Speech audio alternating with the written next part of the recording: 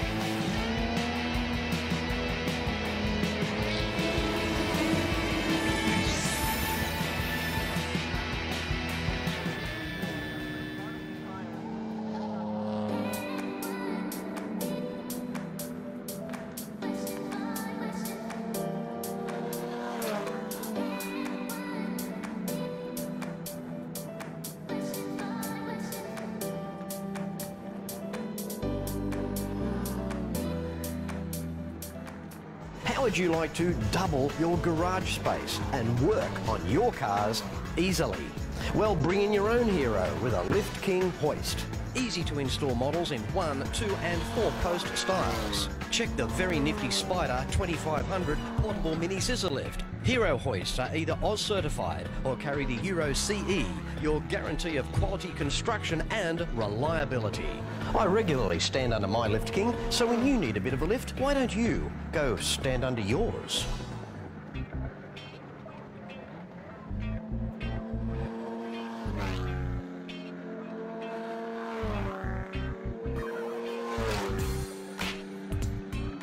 Little M Apparel for all your alteration and dressmaking needs.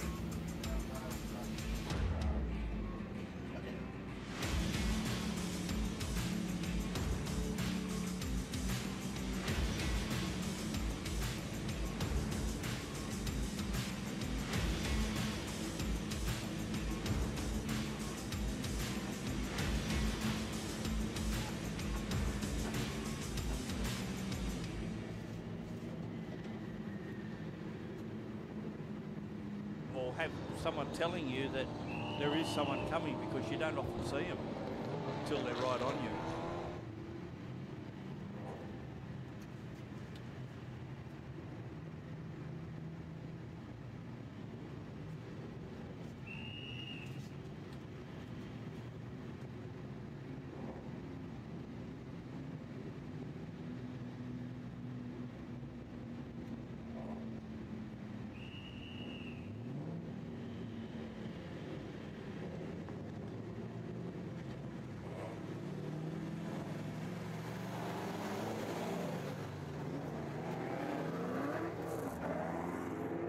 Welcome back, round number 3 of the CAMS New South Wales Motor Racing Championships with Gary O'Brien and Lachlan Mansell in the commentary box into the trophy race phase of the weekend, and the first of the trophy races that you'll be seeing live on our coverage this afternoon is the third and final race for the New South Wales production touring cars over 14 laps.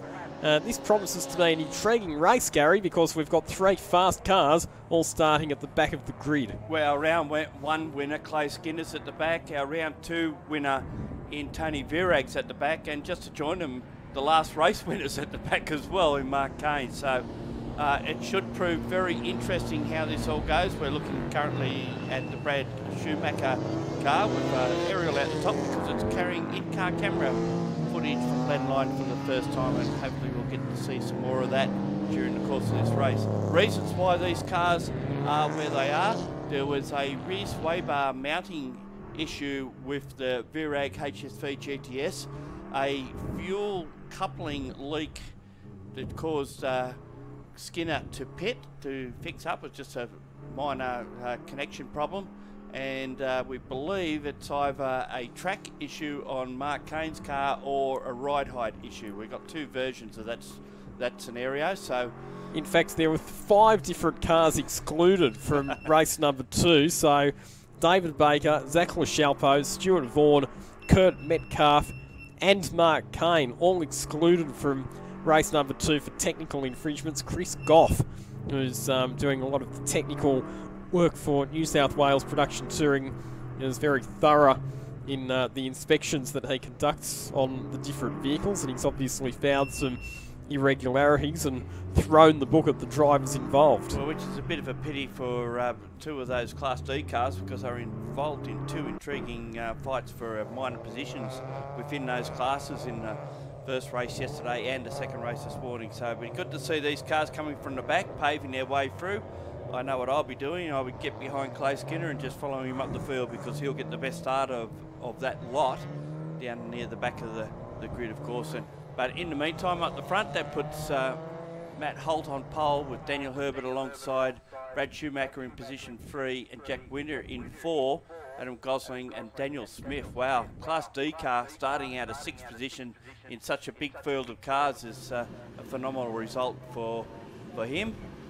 And it's the next 2 rows, of course, we've got Jeff Kite and Paul Pearson, the other 2 Class B2 cars.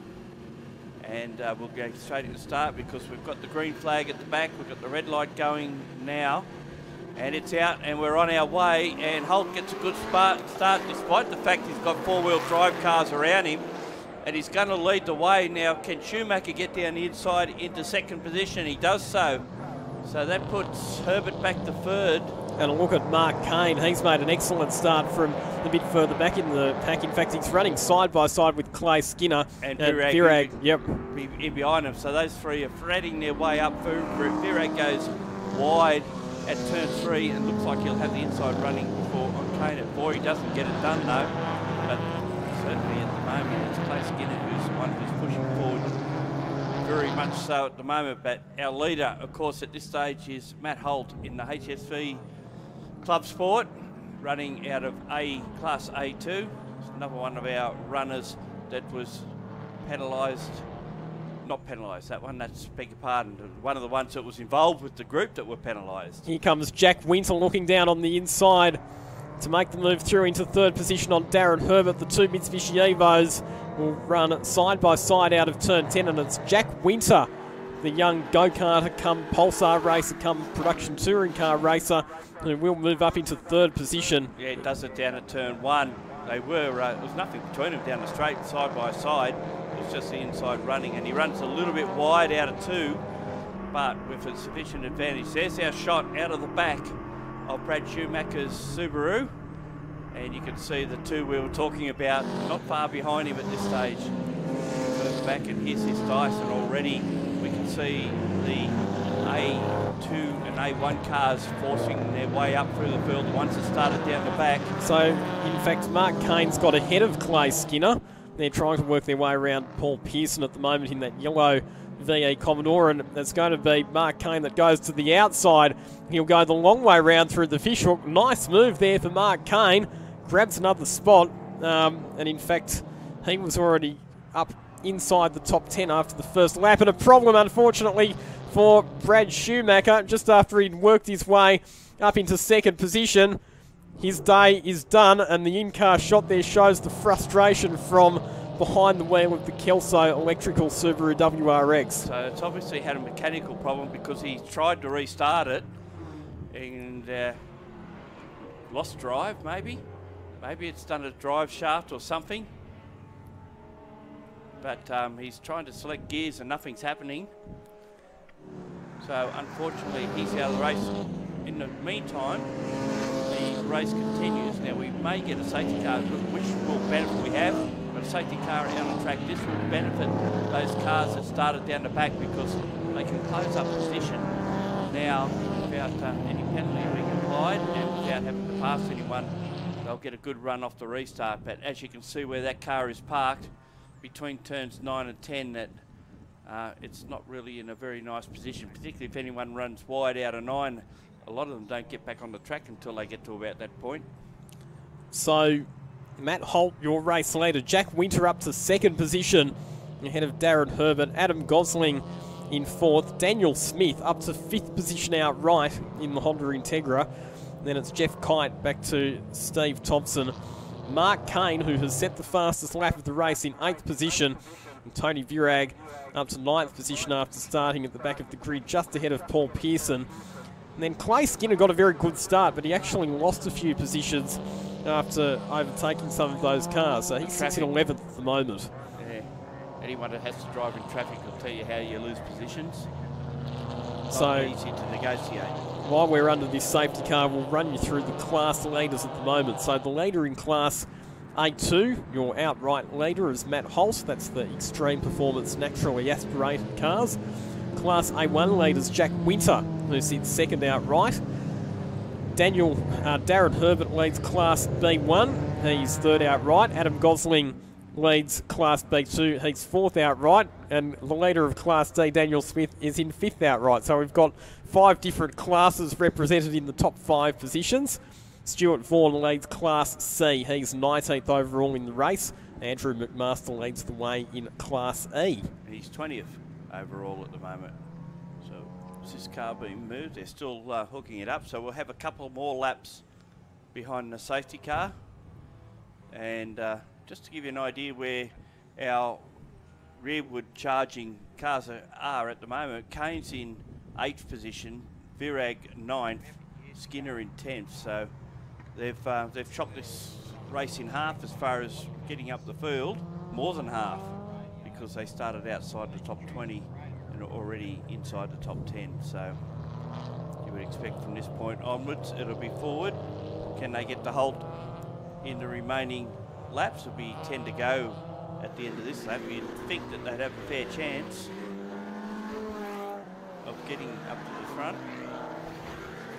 Really impressed with the performance from Daniel Smith to get up into the top 5.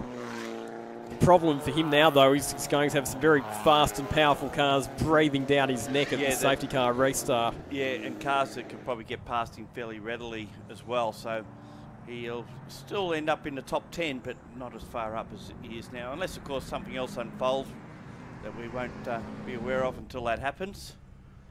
We've got that Schumacher Subaru back in the pits now, so we could possibly go back to green conditions at the end of this lap. Here's the car being towed in. There's the onboard camera.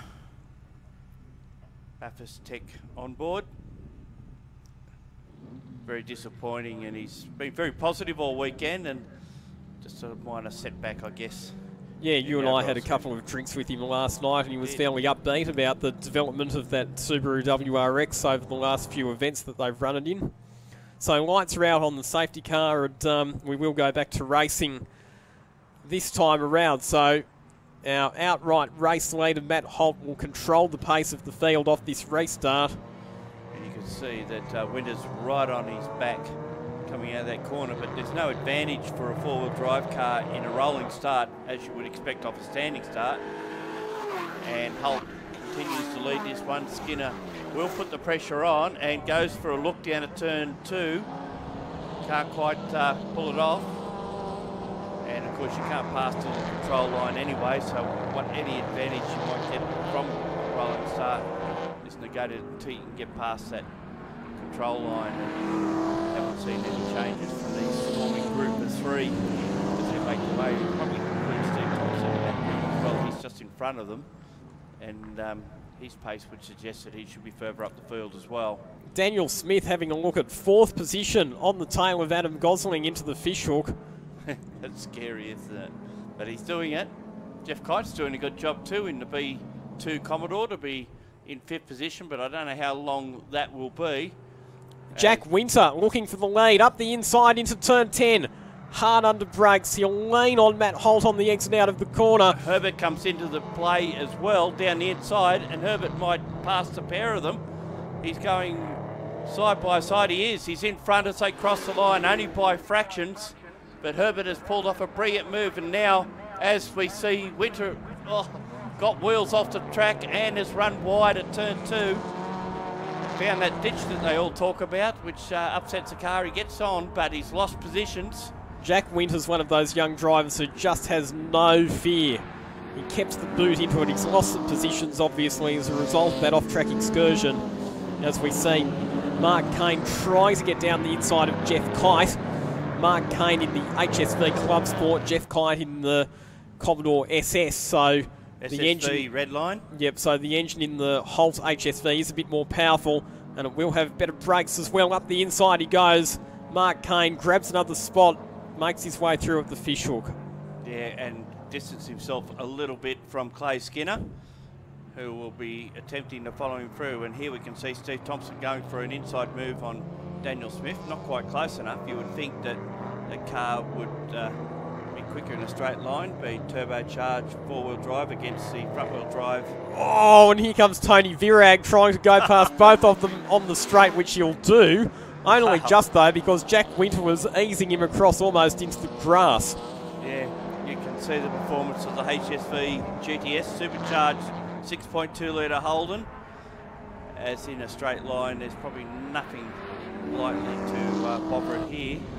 Oh, Daniel Smith getting run off the road there by Mark Kane.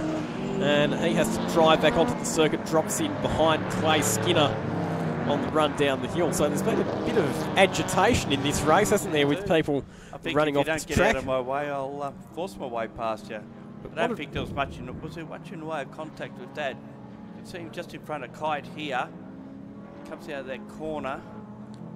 What a drive, though, for Darren Herbert, the Mitsubishi Evo 5. That car's getting on for 20 years old, and he is leading the race outright. And seemingly consolidating that position ahead of Holt. Gosling's still doing a good job in 3rd spot, but I dare say Steve Thompson and Tony Virag will have something to say about that shortly.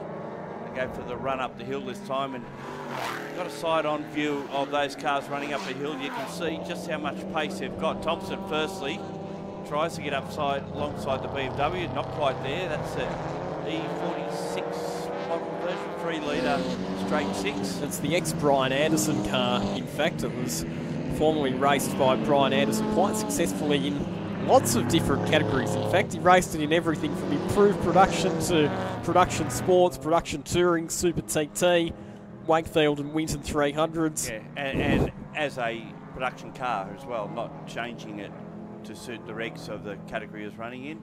Now we've got Thompson having another look on the Gosling BMW and should get it done down at turn 10. He's down the inside, pulls off that spot as Kane tries to go past Winter.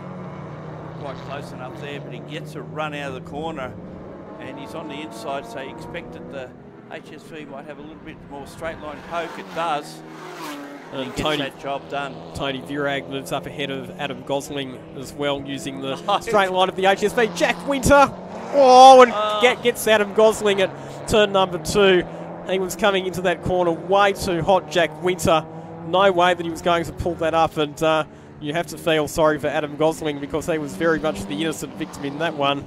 And you would have to suggest that that's probably an incident that our clerk of the course, Nick Goring, and some of our other officials might be having a closer look at post-race. Yeah, and Gosling's decided, well, he's not taking any more part in this. He won't be very happy about it. Winter has managed to continue at pace, but he has dropped a number of positions. We've got a replay of this incident. As you can see, a big group of cars coming down here. Kane gets past Winter. Winter thinks, no, I can get this spot back. Runs up on the curb, gets in the corner, and unfortunately rides the second lot of ripple strips there and tags Gosling's BMW as a result.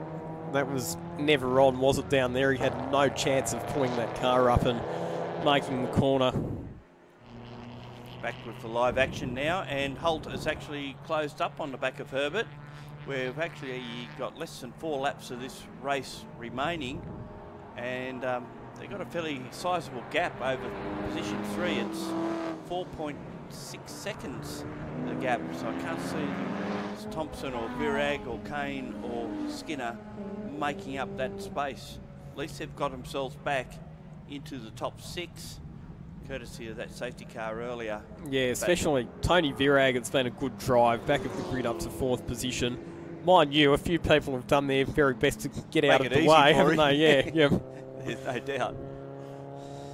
Still good battles going on. There's a good battle going on down at turn 10 with Kite, Smith and Winter trying to get some spots back, and a couple of Mazdas going hard at it further down the field. So that would be Andrew McMaster in the number 21 Mazda 3 SP25, and also the diesel Mazda 6 of Stuart Vaughan, the ex-Celebrity Challenge car, which runs an automatic transmission as well.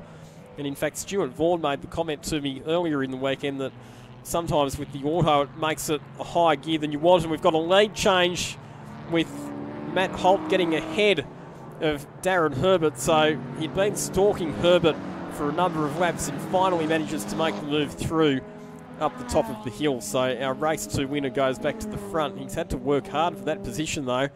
Darren Herbert doing a sensational job in the Class B Mitsubishi Evo 5. Yeah, and the gap back to third has come down considerably as well. We'll have 2 laps at the end of this one to go.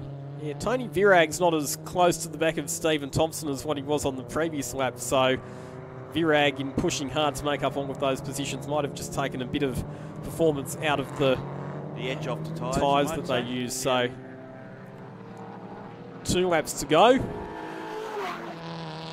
Still only 0.2 of a second. Darren Herbert's keeping the pressure right on Matt Holt. I've got to say that perhaps Herbert had a drama on that last lap. Times have dropped off considerably from what they were doing earlier in the race. Gavin Holland here involved in a battle with Paul Pearson, Josh Muggleton, and also Harrison Gray in the Toyota 86.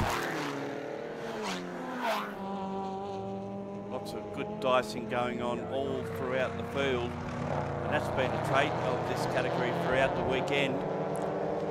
Lots going on, inter-class, class rivalries, you name it, it's been going on. Next time we have production touring cars here at Wakefield Park, it will be for a 1-hour endurance race, which is coming up in August.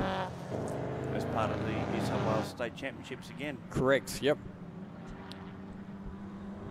Right.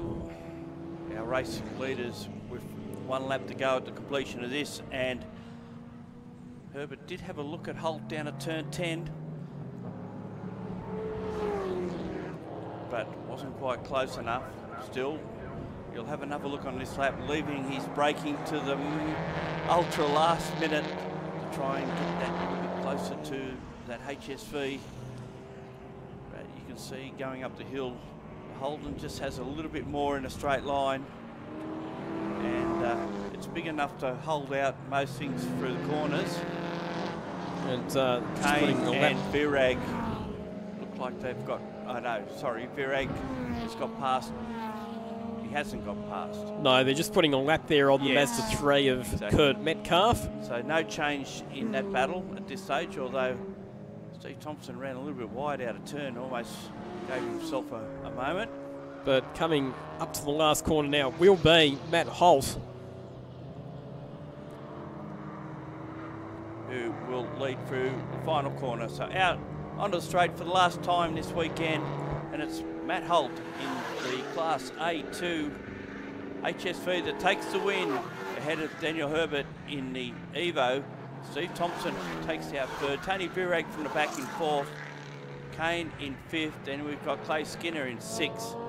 Jack Ritter and Paul Pearson we see having a bit of a moment off the road out of 9 as he tries to get on equal terms with the Holland and Muggleton cars just ahead of him, but will come home in what should be about position 10.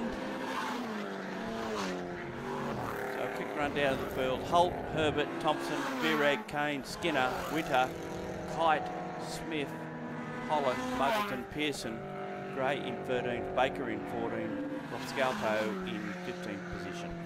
And your class winners, Matt Holt wins Class A2, Stephen Thompson winning in Class A1, Darren Herbert takes the win in Class B1, Class B2 goes to Jeff Kite, Class C to Stuart Vaughan, Class D to Daniel Smith, and Class E in that race going the way of Andrew McMaster. So that wraps up all of the action for the New South Wales production touring cars here at Wakefield Park. Don't go away though, because coming up next here at the track and on the live stream on Glenline TV, we've got the third and final race for round 3 of the Australian Formula Ford Championship.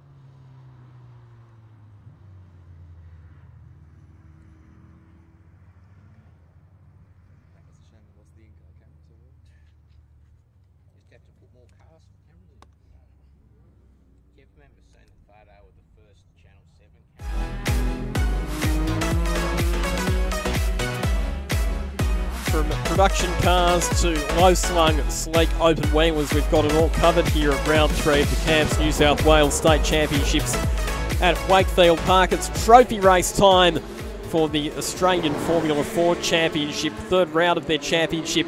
And so far the news this weekend is that it's been Hunter McElrea in the Exim Sonic McGall who's had pole position and 2 race victories. He'll start on pole position for the final race. His Sonic Motor Racing Services teammate Hamish Ribberitz will line up in second position on the grid. McElrea leads the championship by 11 points after this morning's race, but Ribberitz keeping the pressure on by virtue of consistency. He's finished every single race this season inside the top 3 positions, so banking very, very healthy points haul with those consistent performances. Bart Horston, the West Australian, lines up in third position on the grid. Then it's Lachlan Maneath out of 4th position in the CHE Racing McGall. Position number 5 on the grid, it's Courtney Prince. Then we go back to Cabridge Shields out of 6th position. Angelo Mazouris in 7th. Nathan Hearn, Callum Hedge and Zach Souter making up your top 10. And then it's Jake Donaldson ahead of Liam McClellan. Cody Bircher, Jackson Burton, Ben Dahlia in position 15. Connor Nicholson in 16th position, back then to Harrison Goodman. And the first of our Kent runners, Will Marshall, in his Reynard Formula Ford, which is actually a historic car, so it runs slightly different specs compared to the other Kent class cars in the field, but still a very good effort nevertheless from Will Marshall. Nicholas Padgen out of 19th position, had a couple of spins in that race. Finn Allen, another driver, caught up in a bit of drama, and Paul Ziddy in 21st position. Then we go back to the remaining Kent class runners, Charlie Campbell, Shane Bomer, Rob Rowe, Jeff Senior and Dave Wood. And then the non-finishers as well, Tom Sargent, who suffered broken suspension after a bit of a contretemps with Finn Allen. in race number 2. Dan Holohan was a non-finisher in the earlier race as well. And then the 2 Kent class DNFs were Jason Liddell and Joshua Glynn. They will round out our field. Unfortunately, it looks like Adrian Lazaro will be a non-starter in this one after what's just been a miserable weekend for the Melbourne-based privateer. Wouldn't you, Lockie? And certainly he's had his dramas. Even got a discretionary couple of laps in this morning, and looked like they may have rectified the problems they had over the course of the weekend, but it wasn't to be. Big field of Formula Fords for this, the 3rd round of the National Series. And that's been the trademark of Formula Fords throughout this season, last season, when they lost their... In fact, Lazaro will start. He has made the grid, so they're going to have another crack at it. Be good just to see him get up into the top 15 to salvage some points out of the weekend, but he'll start right at the back. Turning our attention to the front, though, and we are in the hands of the starters. Lights out and away we go. Beautiful start for Hunter McElrea off pole position. He's going to be well clear of Hamish Riverance by the time they get to turn 1. It was an excellent reaction time and an excellent launch for McElrea. And he's left 4th. He's made a great start as well. But McElrea leaving the rest of the field for dead there. And yes, you're right. So Cameron Shields has jumped ahead of Lachlan Maneef off the start.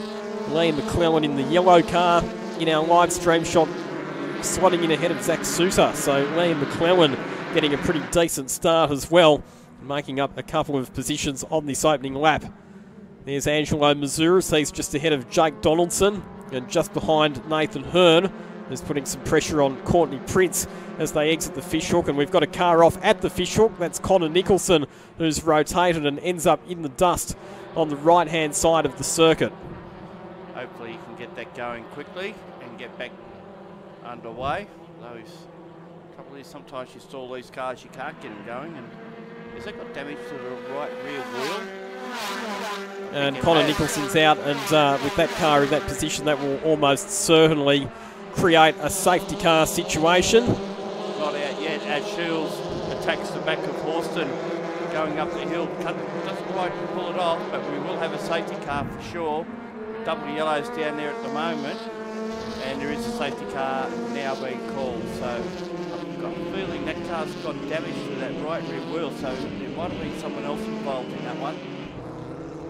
And as we can see, this is the scary part. Who knows whether they've seen a safety car? Oh, there's been a bit of untidy stuff happening there at the fishhook. Liam McClellan's got involved in it, and there's still Nick Padgen's just run up the back of Zach Souter. There's cars going left and right taking evasive action. That was a few drivers were reacting very late to the fact that the safety car had been called. Young drivers, inexperienced in a couple of situations there, and I'm not going to cast any aspersions about who did what to who, but some drivers should have been paying a bit more attention to the fact that there was a safety car. Yeah, it's probably fair to point out that they're not using the light system this weekend, which may have made it them more aware of what's going on. Just using the flags, because we've got a full complement of volunteers this weekend. Should point out that being volunteer week, everyone has sort of come to the party a fair bit. And it's great to see the volunteers coming out and doing all the flagging and what have you we do have at this race meeting. Without them, obviously, we wouldn't have a race meeting. Callum Hedge was another car that was involved in that incident there at the fishhook, I'm afraid. So a few cars there, and you can see the damage to the nose cone of the Nicholas Padgen Liztech Formula Ford. The prettiest Formula Ford with that shark fin on it, is it? No, he ran straight up the back of Zach Souter, even after they'd gone around the fishhook. So by that stage, the yellow flags had been out for quite a while. They were past the scene of the incident that had caused the safety car. There should have been a bit more awareness there, I'm afraid. When you've got your head down and intensity is where the next corner's going to be, sometimes you don't see those things. So, to be fair though, it's the first and only safety car intervention that we've had though in Formula Ford this weekend. Overall, the driving standards have been very, very good, and that's a positive reflection on the work that's been done by the Formula Ford Association in managing the driving standards this year. Icky Harrington, our category manager, and Simon McMahon is the driving standards observer for the National Formula Ford Series, which is presented, of course, by Yokohama, which is the control tyre supplier for Rodo, and also Mazda Road to Indy, the 100k scholarship shootout opportunity on the line for the 2018 Australian Formula Ford champion. An opportunity to go over. Got another car stopped. Car 94. So that'll be one of the That's Kent Josh class cars. Glynn. And he was a DNF in the previous race as well. Josh Glynn, who, along with his father Howard Glynn, we see racing in Triumph events here at Wakefield Park, including the Super TT races and also the All British race meetings. And we've seen them teaming up in the Wakefield and the Winton 300s in Triumph TR7s in the past as well. Unfortunately, no Triumph today. We can tell that it's getting late in the afternoon with those sorts of puns starting to creep in. We've got a couple of wedge-tailed eagles flying over the circuit as well, having a bird's-eye view of what's going on. Bird's-eye view of the Formula Ford action. I hope they got their tickets from the ticket office before they decided to venture onto the circuit.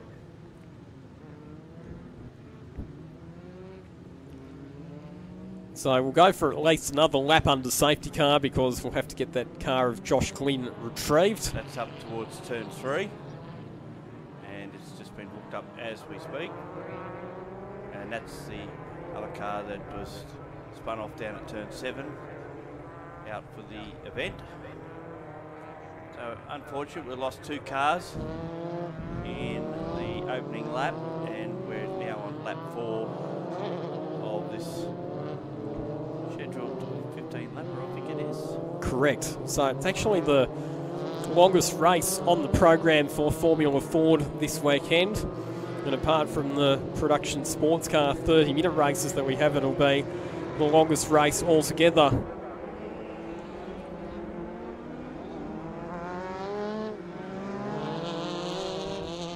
Process of keeping the tyres warm, if you're not familiar with why they're doing the weaving, that is to keep the tyre temperature up and temperature you have, well, not overheating, of course, but you have to be correct. So running you through the order at the moment. So Hunter McElrea, your race leader. Hamish Ribber at second, Bart Horston third. Then it's Cameron Shields, Lachlan Beneath, Courtney Prince, Nathan Hearn, Angelo Mazuris, Jake Donaldson and Liam McClellan rounding out the top 10. In the Kent class, it's Charlie Campbell who now leads the way ahead of Shane Bowmer and Robert Rowe. Will Marshall's dropped all the way back to 28th position outright, so unsighted by us. Something's happened to Will Marshall, and he's right at the back of the field in his green and white Kent entry. He'll have some work to do to try and fight his way back up to the front of the Kent class. Lights are out on the safety car, so getting ready for a restart. There'll be 10 laps remaining when we go racing once again. Hunter McElrea will control the start of this one. So he brings it around through turn 10 and wait till they get the green flag. You can still see in the distance the yellow flag's been shown. That'll be replaced with a green, and they will be underway for the remainder of this race. Green flag waved and McElrea leads them across the line.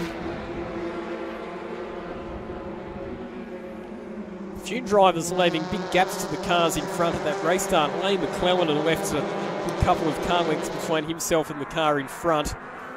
Not enough to get penalised, but probably a bit frustrating for some of the drivers behind. It would have been nice and close, but in saying that, Hunter McElrea did hold the field up and only accelerated once he'd reached the start-finish line. McElrea's been brought back to his teammate Hamish Ribberets, who's right on the gearbox of the number 2 car. The car that won the championship in 2016 in the hands of Leanne Tander. We've now got these two Sonic Motor Racing teammates battling up the front of the field for the lead, and Bart Horston maintaining and watching brief in third and down the inside. Up the inside he goes, makes the move through on Hamish Ribberets, elevates the fast lane racing stealth up into second position and immediately moves across to the inside because Ribberett's got a better run out of the corner, and Cameron Shields is buying into this battle as well.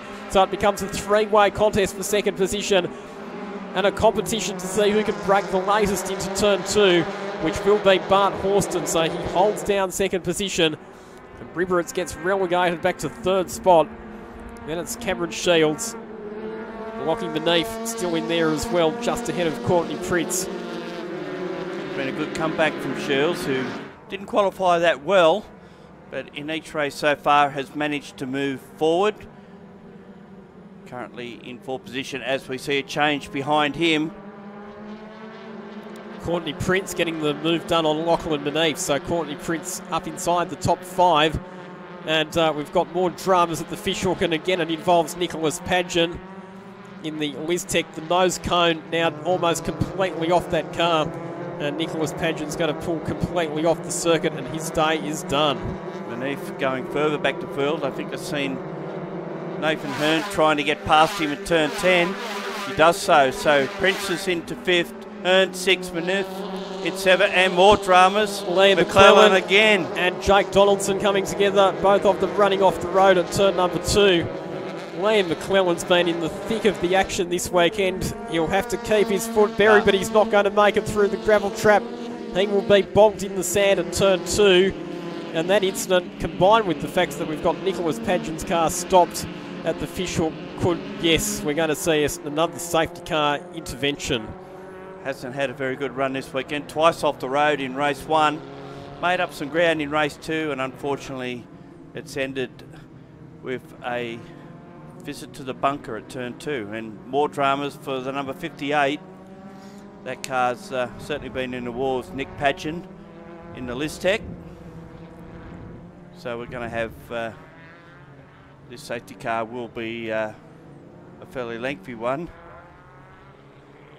Meantime, all the pit crews have to move back off the wall for the restart when it happens.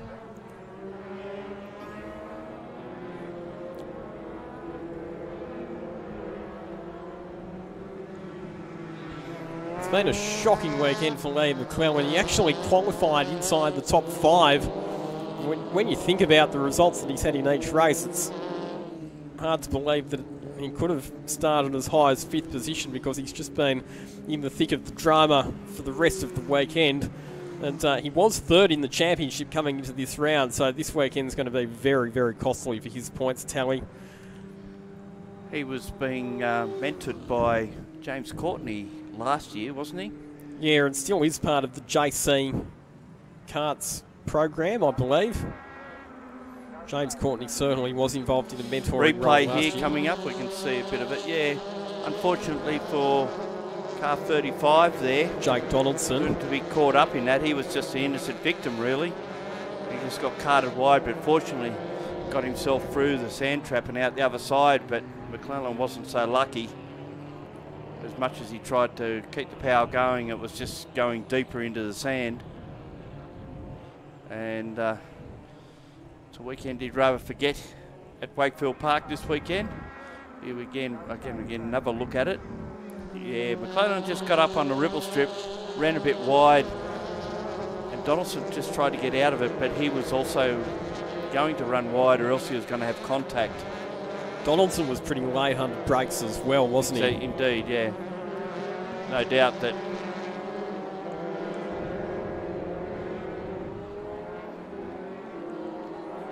So Adrian Lazaro, we've been talking about what a tough weekend he'd been having, but he's actually made it up to 16th position, so he only needs to make up one more place and he'll be in the points.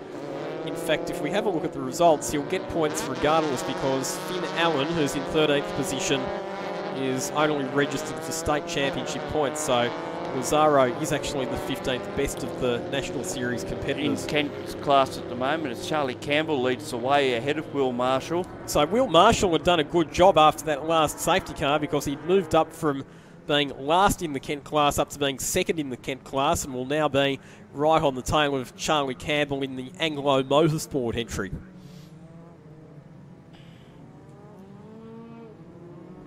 Third in that class at the moment is Shane Bormer in the Van Diemen, a 91 model Kent class car. We're still under safety car.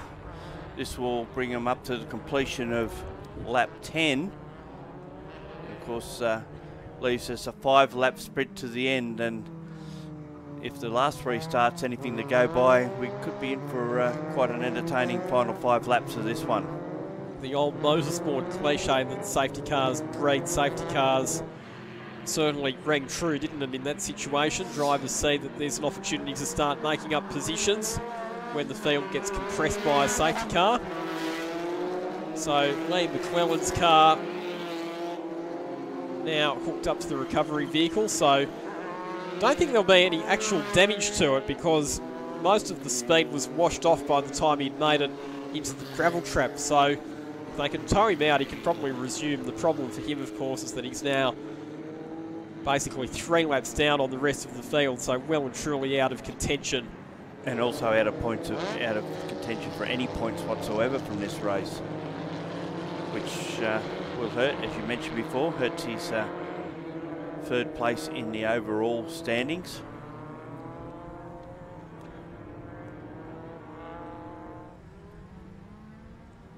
So we've still got 2 cars to remove. We'll probably go another lap after this at least. So Hunter McElrea currently leads the championship, as I mentioned, at the top of this race call by 11 points. With positions as they are at the moment, he'll extend it out to 17 points over his teammate Hamish Ribberets.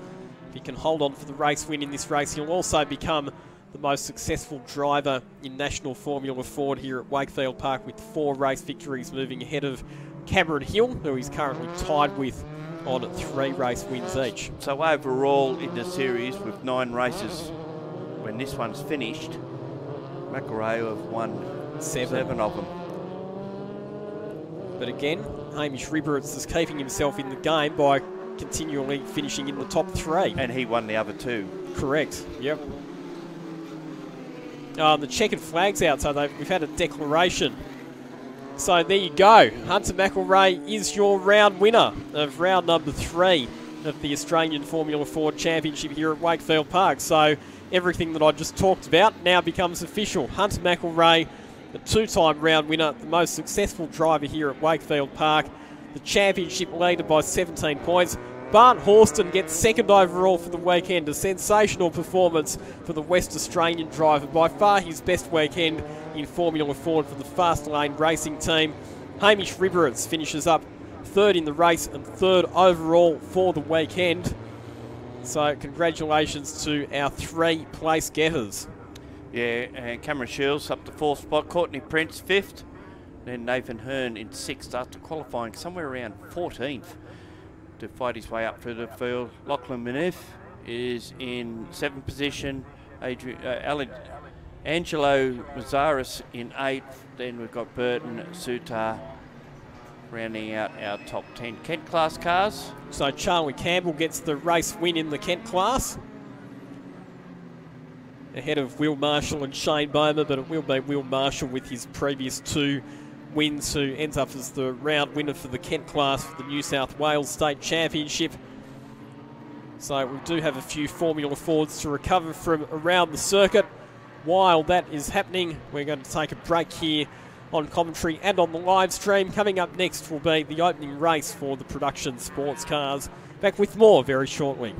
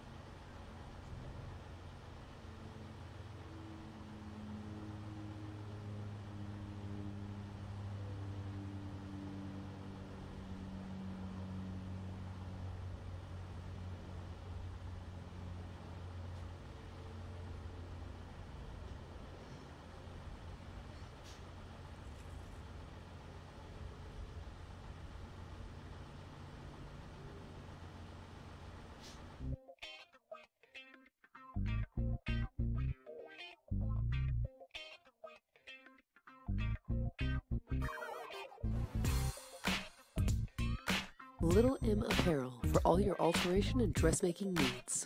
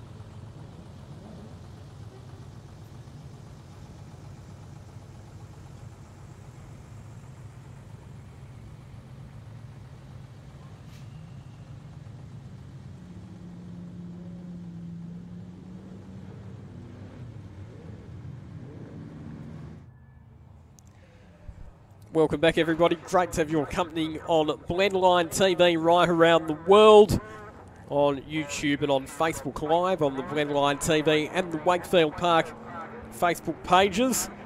Lachlan Mansell, Gary O'Brien, and some production sports cars. Great to have your company right around the world as we get set for a 30-minute race. We've recovered some of those stranded Formula Fords from the track. We're ready for the resumption of on-track action. So 2 30-minute races today, and the news from qualifying is that Daniel Gaunt has pole position for both races in the KFC-sponsored Audi R8 LMS. Yeah, and on our Blendline TV, you would have just recently seen qualifying A for the first race. So now we're set to have that race. And as you can see, cars winding their way around. We apologise for the slight delay. We had some Formula Ford cars that we had to pick up around the track. It did take a little bit of time, but we have got our production sports cars out on the track, and of course we've got an Audi on pole position, a Ferrari alongside, and then of course we've got the Mark cars V8 on the inside of second row. Unfortunately, we're missing the 4th car on the grid, which would have been Ian Pretty in his GT40. Unfortunately, they've had dramas with that car, and that won't be starting. So Daniel Gaunt off pole position. David Stevens to line up alongside him on the front row. Daniel Jellison in the Mark car, the V8 Ford Focus, out of 3rd position on the grid. As Gary mentioned, the roaring 40s Ford GT40 replica of Ian Pretty will not start after some mechanical problems. Sergio Piers, the best of the 360 Motorsport Porsches, out of position 5. Then we go back to Andrew McPherson, Marcel Zalua, Nick Kansian in the Mazda MX-5, Nathan Halstead and Adrian Lenkeek rounding out the top 10. And it's Valerie Moosman in the Lotus Exige out of position 11. Glenn Townsend in position 12 on the grid, back to David Johnson, Aaron Gabriel, Kelly Graham in the Porsche 944 Turbo, Steve Wan and Aaron Wemys rounding out our field. And this will be a standing start.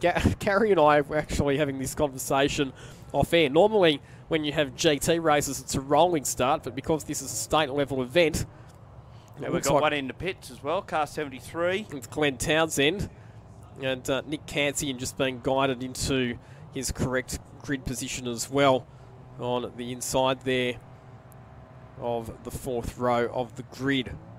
So Townsend with drums, he's in the pits, set for a race start. Time certain race of 30 minutes, lights out and away we go. It's Daniel Gaunt who gets the jump. Excellent start from Daniel Jellison in the Mark Focus as well to move straight up into 2nd position. So David Stevens gets relegated back to 3rd spot.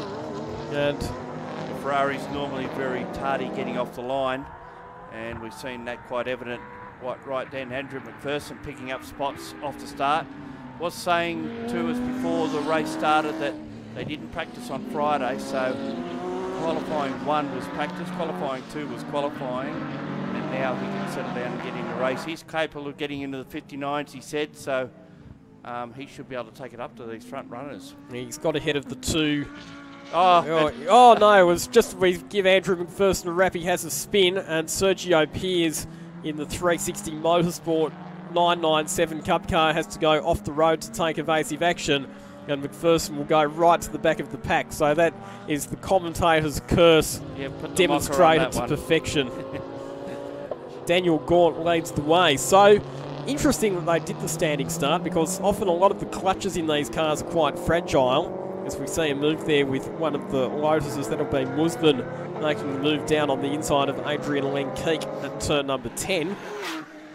But cars like the Audi R8 LMS, they're not accustomed to doing standing starts. Yeah, and the Ferrari, as I mentioned before, has got a very lightweight clutch in it, and one of the reasons Nations Cup many years ago went to the rolling starts because of the dramas with the Ferraris throwing clutches off the line. But as you mentioned, being state championship, we go back to the standing start, but they all got through it. That's the main thing. It's just that Andrew McPherson didn't get through the first lap after a strong start. Looking down in the pits, unfortunately, Glenn Townsend's out of his Lotus, so Looks like some mechanical problems for that car, unfortunately. That's a shame. Not surprising, though, to say that the two cars that are first and second, now the two cars that have drivers with supercars experience. Main game in the case of Daniel Gaunt. Dunlop Super 2 Series in the case of Daniel Gillison, who runs in second position. Yeah, Daniel Gaunt has been involved in the Australian GT Championship as well. So, plenty of experience there. Looking back to Wakefield, we've got Porsches and Lotuses, Mazda MX-5s. Nick Cansian doing a great job in his Mazda MX-5, staying ahead of some cars that on paper should be a lot faster. He's got Nathan Halstead in the Porsche behind him, and Aaron Gabriel is in that battle as well in the Mazda RX-7. Having a look on screen, here's Andrew McPherson starting to make his way back up through the field after that spin. Currently in 12th position. He did pass a couple going down to the fishhook on the last occasion, and we thought, oh, he's not going to bring himself undone again. He didn't, so tyres have come up to temp, and he can now thread his way back up. So Daniel Gaunt has just punched out a 58.4, and that is well and truly underneath the lap record. It's more than a second quicker, in fact, than the previous production sports car's lap record here at Wakefield Park. What we're watching at the battle is for 5th position, Nick Cansian and Halstead, Pre and Gabriel involved in that one. Been going on for a couple of laps now. So that's the third different category where we've had a lap record broken this weekend, because HQ Holdens and Formula race cars have both seen new lap records as well. And the weekend's not over yet. Very true, so still potential for some more records to fall before the close of play. Further back here looking at the 944 of Kelly Brenham. Turbocharged car. And she's just ahead of Aaron Wemyss at the moment. That's not the same, obviously, as the 944s that we see racing in the 944 Challenge They're Series. non-turbo cars. Correct. Don't have a wing on them like that either. Although Chris Lewis-Williams, the CEO of the Benalla Auto Club, who's been one of the regular participants in the 944 Challenge, is upgrading his one with a turbocharger to run in the Victorian Super TT Series. And we see that Graham stays just ahead there of Aaron Wemyss. Here's Sergio Peers working his way back up through the field. In fact, he's just put a move on his teammate from the 360 Motorsports squad in Nathan Halstead. Sergio Peers, of course, had to take evasive action, didn't he, on that first lap when Andrew McPherson went spinning in front of him. And Daniel Gaunt down to a 58.0. Going very quickly at the moment. McPherson back to 9th position now, so he's quickly regathering that lost momentum from the first lap. So Daniel Gaunt with a lead of 12.7 seconds over Daniel Gillison. Daniel Gaunt will be co-driving with Tony Bates in round number 4 of the Australian GT Championship at Phillip Island next weekend. And I sent a message to Batesy this morning just to say that I'd be keeping an eye on his co-drivers, make sure that he behaves himself. Batesy will be tuning in on the live stream, so good afternoon, Tony. And Chris Reeves, the Driving Standards Observer, was just pointing out to you, I think, that the Australian GT Championship lap record, the time that Daniel Gaunt is setting, is actually quicker than the GT Championship lap record here at Wakefield Park as well. That's a good indication that for next weekend, when he runs down at Phillip Island. In the meantime, we see Gaunt putting laps on some of our back markers. He's just done another 58.0, even despite the fact that he had a lap's traffic to contend with. So not only is that car fast, but it's doing very consistent lap times as well. Tony Bates will be loving this. In endurance racing, of course, you want a co-driver who's not just fast, but able to punch out consistent times lap after lap, and that's exactly what Gaunt's doing at the moment. Will that be the car they run next week? No, they'll be running in Tony Bates's car, which has a very similar colour scheme to that one. That's why I asked. Except that the doors are black rather than white. The car that they're in, or the car that Dan's racing this weekend, is car number 124, which is owned by Gary Higon. Bates owns car number 24, but mechanically, they're both identical. Watching Daniel Jellison just take a couple of the lap cars as well, those two tail enders. That battle continues between them. That's between Graham and the number 21. Aaron Webers in the Lotus. Yep.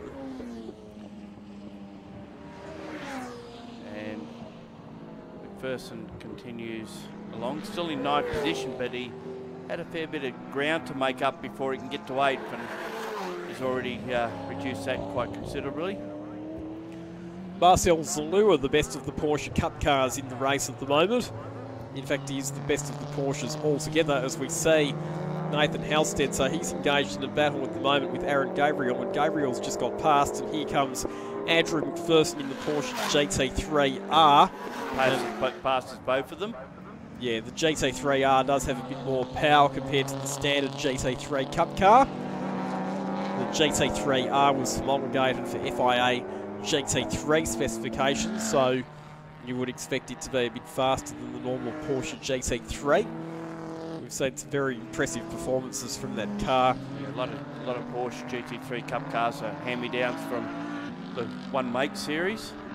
Originally started in Carrera Cup, went to GT3 Cup Challenge, and now running around in Mark Sports or Production Sports or Simple. And Daniel Jellison's got a massive problem. The left-hand door has come completely off that car, and he'll be headed pit side, no doubt, at the end of this lap to have that reattached. Dear oh dear. And it's come off at the front, so it's like a hinge is broken or something.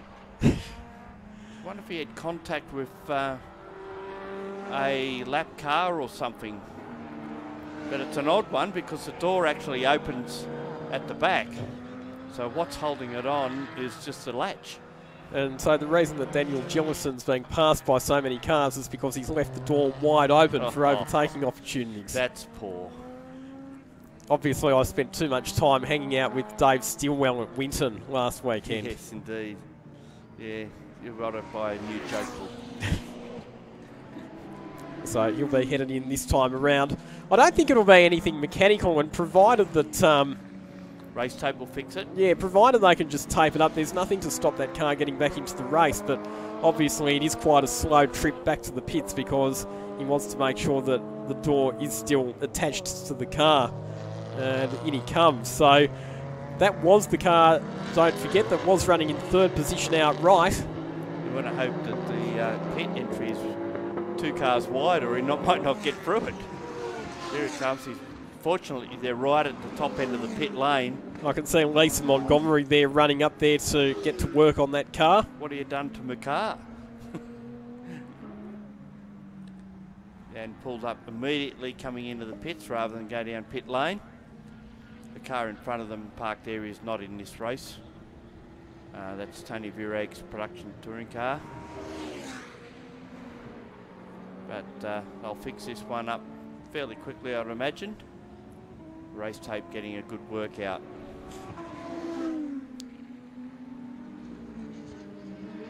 Unfortunately, it does drop them off the lead lap, probably 2 laps down now. So the longer this takes, the worse it gets. Back to 12th at the moment. Person in frame at the moment, we see coming through turn 10. Followed by Halstead. So Person's back up to 5th position. It's a good comeback. And he is lapping in the 101s as well, so quicker than the other cars around him. In fact, he's also got ahead of Sergio Piers, but it is a fair gap up the road, another 19 seconds to catch up to Marcel Zalua, who, as a result of Daniel Jellison having to come into the pits, has now moved up into the 3rd position outright. About 18.5 minutes of this one to go, so they're flying through this 30 minutes fairly quickly, and almost 12 minutes expired in this one, so Jellison's still in the pits. It's taking a bit longer than I thought it would to get that problem sorted.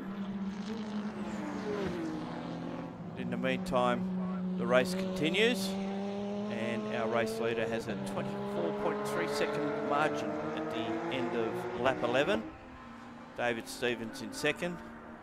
Marcel Zulis in third spot. And McPherson at this stage is lapping faster, about half a second a lap. There's a good chance that Andrew McPherson could get back up to third spot with the amount of time left in this race. And Daniel Gaunt's got down to a 57.7 second time, which he set on lap number 8 of the race, so we've got just under 18 minutes remaining on the clock. And that now takes the lap record for production sports cars quicker than the lap record for Carrera Cup here at Wakefield Park. And of course, we haven't had Carrera Cup cars here for a number of years. The Carrera Cup lap record was set more than 10 years ago. In fact, 2008 by Aaron Karate, and Adrian Lenkeek has a bit of a excursion at turn 10.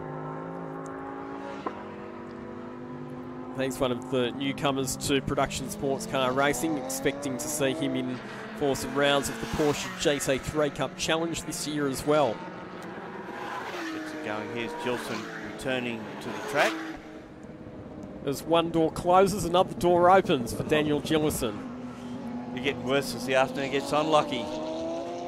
Yeah, now with a lot of work cut out, he's in 15th position and he's a lap behind 14, so a lot of work to do in 16 and a half minutes of this race. We've got 13 and a half minutes gone and they've gone 13 laps, so at this rate you'd expect around about 30 laps the distance, which we figured was about where they would be. Provided there are no safety cars, of course. But yeah, I think you're on the money there. The lap times, Daniel Gaunt, every race lap that he's done apart from the first one has been faster than 60 seconds. So yes, I do agree with your estimation there, Gary. We should be getting in pretty much bang on 30 laps, given that we've completed 14 minutes and 14 laps so far for our race leader. We were talking about how fine and cloud-free the day started out. It's, as you can see now, it's become overcast, but it's not rain-threatening clouds, and the weather is still surprisingly warm.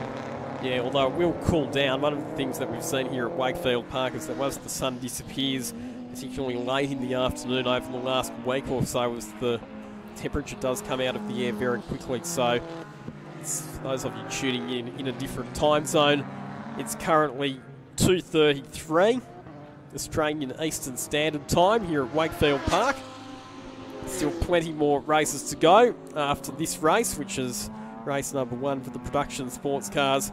Still got 5 races left on the program, including the feature race, the trophy race for the sports sedans, which will be live streaming as well. That also is coming up over 15 laps. Current temperature 17 degrees, so it is still quite warm. And for those of you at the track, still got a couple of improved production races, Formula race cars, and the final race for both those of you at the track and those of you watching on the live stream will be race 2 for the production sports cars. Yeah, the point I was going to make about the temperature was that tight grip later in the day will drop off considerably with cooler temperatures. And at the moment we're watching Gilson back on track, doors all secure, and behind him of course at the moment car 71, which is at Halstead in the Porsche. Of course New South Wales Production Sports has an association with Q for quite a few years now. The cars still carry that signature on the side of their cars.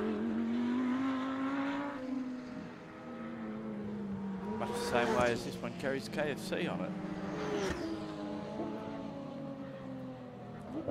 So Dan Gaunt with a comprehensive lead, 37.2 seconds his advantage over the rest of the field. David Stevens now in a pretty unthreatened second position. He is 26 seconds up the road from Marcel Zalua. And in fact, David Stevens is the only car that's not yet been lapped by Daniel Gaunt. That might change before we get to the end of this race. Where is David Stevens? He's up the top of the hill, heading down through turn number 5 at the moment. Daniel Gaunt's just heading up the hill out of turn number 2. I reckon Daniel Gaunt will absolutely catch and lap David Stevens before we get to the end of this race. David Stevens on camera at the moment, going through the fishhook. Daniel Gaunt's just punched out 57.4 on lap number 17, which shows that the tyres are holding up pretty well.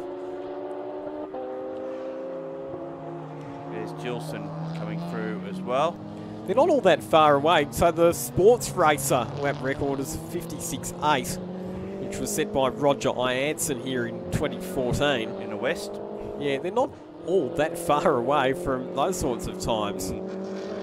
I'll tell you what, if you put, not taking anything away from Dan Gaunt because he is a good driver, but if you put a GT Championship front runner or a supercar driver or one of the overseas GT aces like a Lawrence Vantor or that sort of driver in one of these cars, I reckon absolutely you'd see 56s.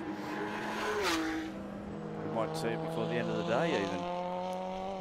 Doubt it, but well, 57.4, not that far off. Marcel Zula in the Valmont Team 360 Porsche. Negotiates the top of the hill, and we look back, and this dice has been going on from the start between these two, and they're about to be lapped by Andrew McPherson, currently in third. The gap second to third is 18.5 seconds.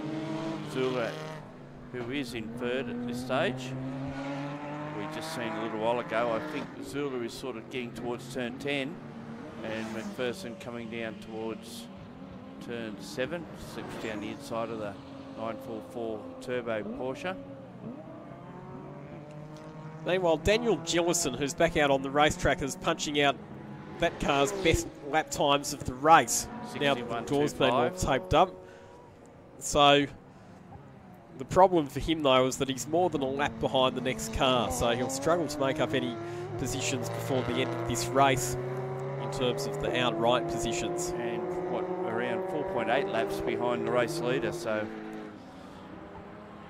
maybe his intention at this stage is not to go down any further to the race leader and perhaps maybe pick a lap back if possible. I doubt it on those times though. Gaunt has the fastest lap, you can see on screen, a 57. Very fast. And this battle continues as we see car 17, that's Pierce trying to get past him.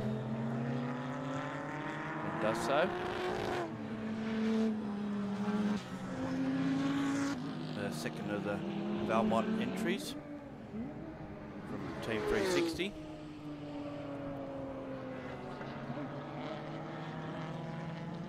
"20 laps completed by our race leader with 20 minutes a lap, so we're on par at the moment of getting 30 laps in this. 9 3/4 minutes of this one left to go. Well, one driver's on par to get to 30 laps. That's the only one that counts as Yep. far as the laps expiring. True, yep. David Stevens coming up to the back of one of the Porsches. That'll be the Sergio Pierce car, which he puts a lap on at turn 2. On screen at the moment, this battle's still continuing between Kelly Graham and Aaron Webber. They've been at it, as you mentioned, Gary, pretty much all race long, and they get lapped by Daniel Gaunt. Yeah, that's interesting with Stevens passing Pierce, because that's position 2, lapping position 5. Gives you an idea just how much speed difference is between the front of the field and the back. And we can see our race leader actually on the back of Gilson, about to put another lap on the Mark Cars V8. Does so out of turn 9. So that will push him to be 5 laps off the race lead. Aaron Bemis there in car 21. That's the battle we're talking about before, with that and the 944 Turbo Porsche. And here's our race leader, Daniel Gaunt, who's just consistently lapping in the 58 at the moment, even punching out the odd high 57 as well. So here's David Stevens, the second place man on the circuit, and Daniel Gaunt's now in the same shot as he is. So won't be too much longer before Daniel Gaunt has lapped the entire field, except for himself. You can't do that. So Ferrari, the 458 Challenge, which can run in GT Trophy. David Stevens actually ran this car at Sandown a couple of weeks ago at the Shannon's Nationals, where there was a round of the GT Championship and the GT Trophy Series. Was formerly run by Wayne Mack as well, wasn't it? He That still car? owns the car, actually. Phil Hughes does a lot of work on that car. Ferrari expert in Melbourne. Does a lot of fettling of these types of cars, particularly for Wayne Mack. And there you can see first and second reversed, at second and first, as Gaunt comes up on the back of Stevens to put a lap on him. Not much between them as they go across the top of the track out of 6 and down the hill again towards Fishhook. Not a bad effort from Daniel Gaunt. Let's not forget that this is the first time in quite a while that he would have raced here at Wakefield Park. Here he goes, makes the move through, and Daniel Gaunt now has a lap advantage on the rest of the field. And we're still just under 7 minutes of the race to go. So it's been a phenomenal drive from Gaunt. Promises that he'll do it again later in the day by the look of it. We've got a second race for these guys coming up at the end of the program. Cody Bates will be watching on at home and hoping that Dan Gaunt can deliver this sort of performance again next weekend as well. Might be a bit tougher though, because from what I'm hearing, there's some pretty big names entered for the GTs next weekend. Garth Tander will be running, Shane Van Gisbergen, I believe, as well. Yeah, 501 kilometres of Phillip Island. It's been an amazing race over the last couple of years, even when it was a 101, 101 laps. And there's some pretty close results considering the length of that race and the quality of the field. And it's been a race that's had a history of throwing up variable weather conditions in the past as well, which It's has going to be mixed fine things and up. sunny next weekend, I can tell you that now. I'm taking the weather with me. Phillip Island in June. You're very, very confident. I wouldn't be putting my life savings Well, on that tip. I wouldn't have thought the last weekend of autumn at Wakefield Park could have been as good as this either. True. We've been very lucky with the weather. No question about that. There's Aaron Gabriel giving one of his rivals, car 7. It's actually, so Steve Wan, who he's just passed in the 188 car. Well, actually, he gave him the signal to go past. Nice gentle wave out the window. And someone ran a bit wide out of that last corner, but no damage. But it's Nathan Halstead in one of the 360 Motorsport Porsches. So the distance now is over a lap between Gaunt and Stevens. Zulus in third spot is 43 seconds adrift, and then there's another 13.1 seconds to McPherson, who has a 19.8 second gap over Pearce. Gabriel up to 6th spot, and then Nick Cancian in 7th, Halstead 8th, and so it goes on. So quite spread out, but we've got such a variation of motor car here that it's pretty difficult to assume that they're all going to be around the same pace. And like the production touring, there's different classes within prod sports as well. That's the other point that we should make. Yeah, Aaron Gabriel's Motorsports Mazda R7. Aaron Gabriel started in Group NA historic touring cars, of all things. And now has progressed into production sports. We've got an accountancy agency in Sutherland Shire. Gabriel and Partners, that's his father's still involved in that as well, Chris Gabriel. And that car, I believe, is actually the former Adam and Craig Burgess car. Oh, okay. Yeah, because they ran a Mazda RX-7 in production sports as well, and I'm pretty sure Gabriel bought it. And the Burgess don't reside that far from there, so that's probably a good indication. Actually, there are a couple of drivers who are not here, but normally you would see them running their Ginetta in production sports as well. We're down to 3 minutes of this race remaining. 27 laps completed by our race leader. So we're pretty well spot on with the lap count. So yeah, we will get to 30 laps unless we get a late race safety car. Actually, the one who's making a charge at the moment would be McPherson. He's only 9.9 seconds off Zulas in third position, but probably not enough time left in order to get that margin back. No, not quite, but he's still done a good job, Andrew From McPherson, last. yeah, to recover a lot of the time that he lost with that spin that we saw on the first lap.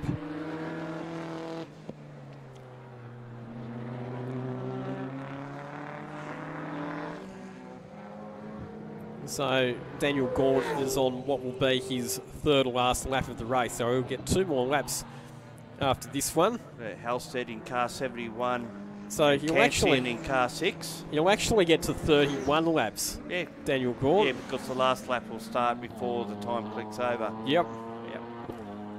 That's right. Doing a good job with Blendlight TV. Immediately picked up their little faux pas there.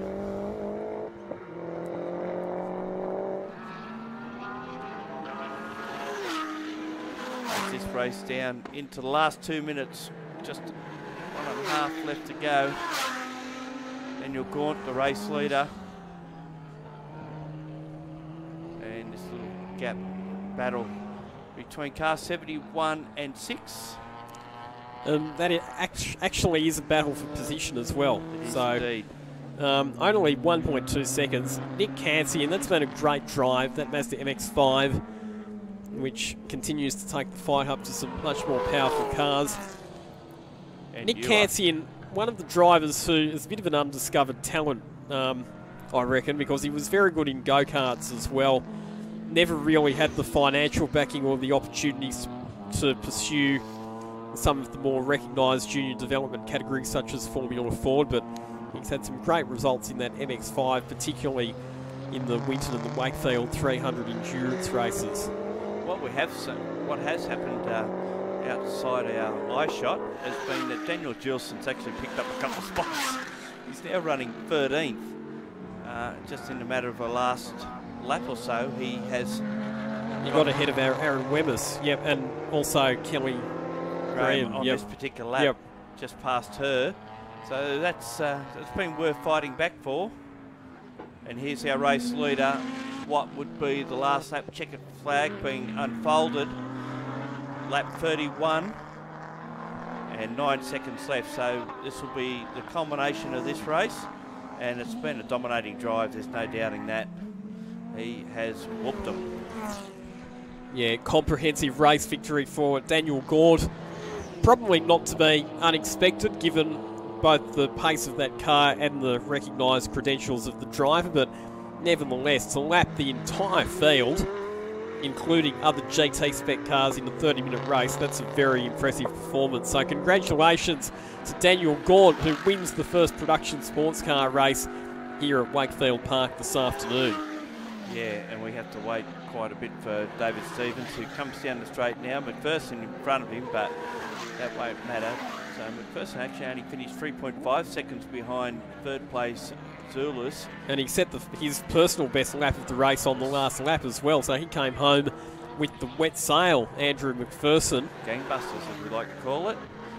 Then, of course, in fifth spot will be Sergio Piers, followed by Aaron Gabriel. Then it's Halstead and Nick Cansian. And the next one should be Valeri Musman in the G's V6 Cup R. And Adrian Lenkeek rounding out the top 10.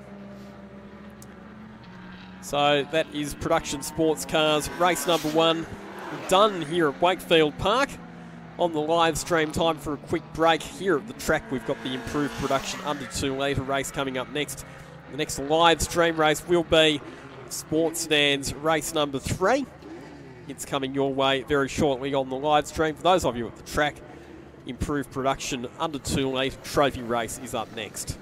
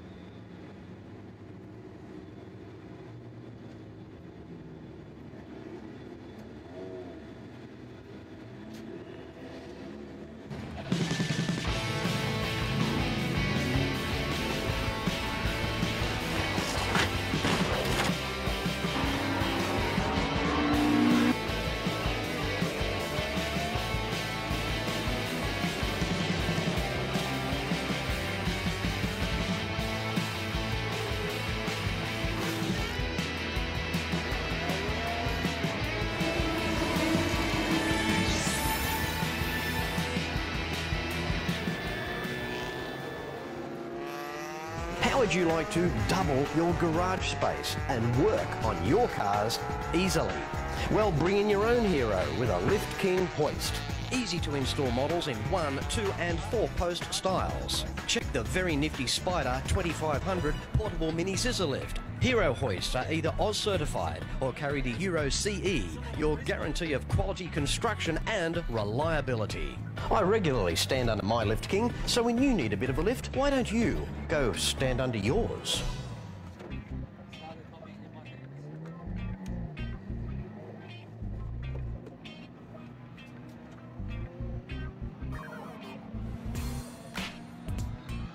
Little M Apparel for all your alteration and dressmaking needs.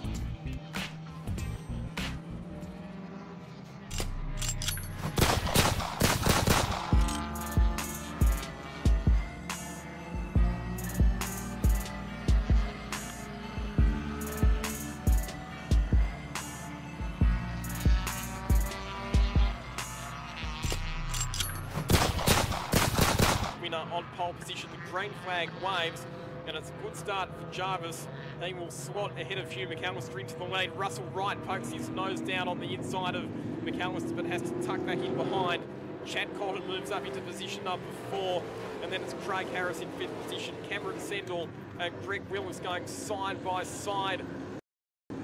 On the run down into turn number 3, it's Sendall who picks up that position. Already Jarvis has stretched that margin out in front. McLean continues and at a lower rate. Lewis back out on the track. So he will go on to finish this one. The checkered flag's going to come out this time around, and making it 3 wins from 3 races in the Mazda RX-8 Cup Series. Congratulations. I think that might have been the Andrew Roberts car that was starting from last, has not managed to get away off the start line. Shields leading the way ahead of Jones. Babudas moves up into... No, Babudas has actually lost a spot, has he? Jared Ruff's got an excellent start. Jared Ruff, of course, came from Prototype Series. Had a reasonably good... Of course, he's fallen back behind. Oh, And we've got contacts. That's Courtney Prince and Nathan Hearn coming together at turn number 1. What it's designed to do, it dissipated the energy with the wheels and wishbones collapsing as they're supposed to. Here comes Hunter McElray, though. Pole position and 2 wins. A perfect score for him so far to kickstart the 2018 Australian Formula Ford Championship. Race number 4 underway for the Legend cars, and it is James Burge who slots into the lead. Horse back to 3rd behind Horrigan in the turn into 1. Jagger up to 4 ahead of car number 2. That's Josh Horrigan. So he's made a reasonably good start as well. And Horrigan goes down the inside of Jagger in turn 3, and he's been followed. X5 who gets the early lead. A few quick cars coming through a bit further back in the pack. Watch out.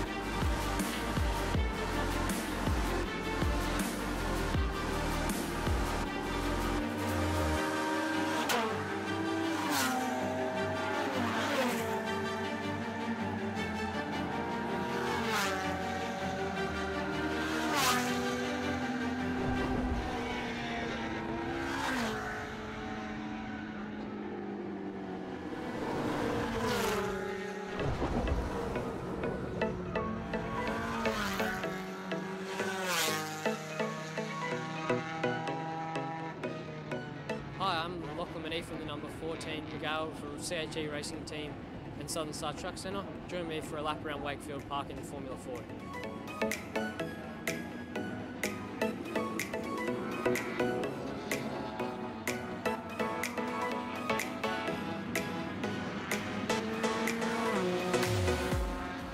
Here we are, coming down the main straight of Wakefield, tuck into the wall, flat out through turn 1, slight kink, down back to your gears for turn 2. Make sure you get a good exit for turn 3, which is a fast left-hander. You have to carry lots of speed. Hold third gear through here, stay to the left, go down back to second. Be sure to keep the car alive coming through turn 4 over the top of the hill into turn 5. Now the exit into 6, pull third gear. Slight lift to get the nose of the car in and back on the throttle, setting up for the fish hook. So this is a tight left-hander. Make sure to nail the apex. Run about 3/4 track exit. Back on the throttle. Quick lift for turn 9. Back on the throttle.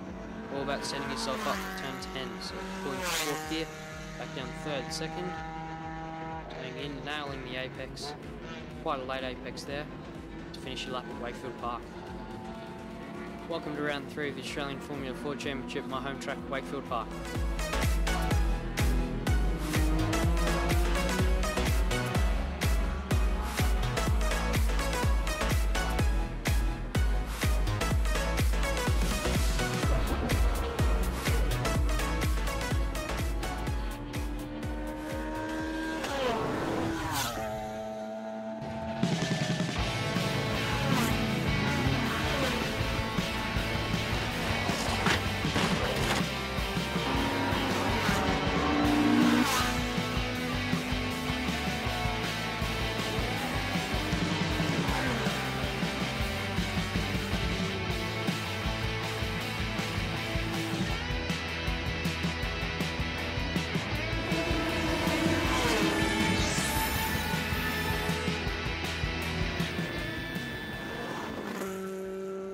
How would you like to double your garage space and work on your cars easily?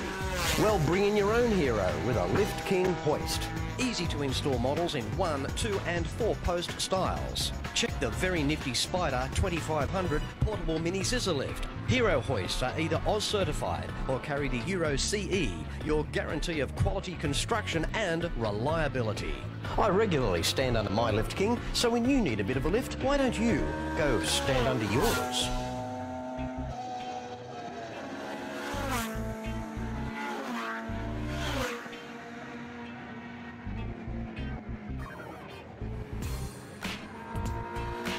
Little M Apparel for all your alteration and dressmaking needs.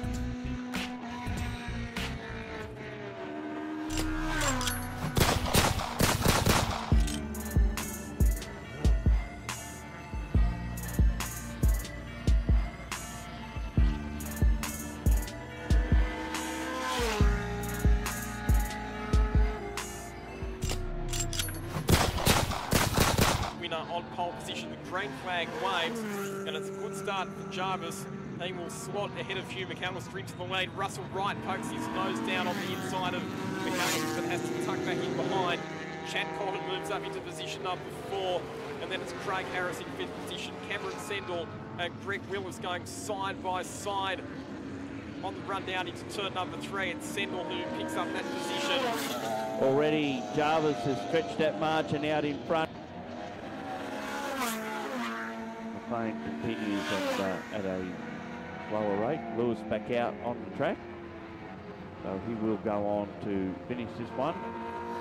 Checking flag's going to come out this time around, and making it 3 wins from 3 races in the Mazda RX-8 Cup Series. Congratulations. I think that might have been the Andrew Roberts car that was starting from last, has not managed to get away off the start line. Shields leads the way ahead of Jones. Babutas moves up into... No, Babutas has actually lost his spot. Jarrett Ruff's got an excellent start. Jarrett Ruff, of course, came from Prototype Series, had a reasonably good... Thanks Foreman back behind. Oh, and we've got contacts. That's Courtney Prince and Nathan Hearn coming together at turn number 1. What it's designed to do is dissipate the energy with the wheels. The wishbones collapsing as they're supposed to. Here comes Hunter McElray though. Pole position and 2 wins. A perfect score for him. so far to kickstart the 2018 Australian Formula Ford Championship. Race number 4 underway for the Legend cars, and it is James Birch who slots into the lead. Horse back to third behind Horrigan in the turn into 1. Jagger up to 4 ahead of car number 2. That's Josh Horrigan. So he's made a reasonably good start as well, and Horrigan goes down the inside of Jagger in turn 3, and he's been followed. X5 who hits the early lead. A few quick cars coming through from a bit further back in the pack. Watch out.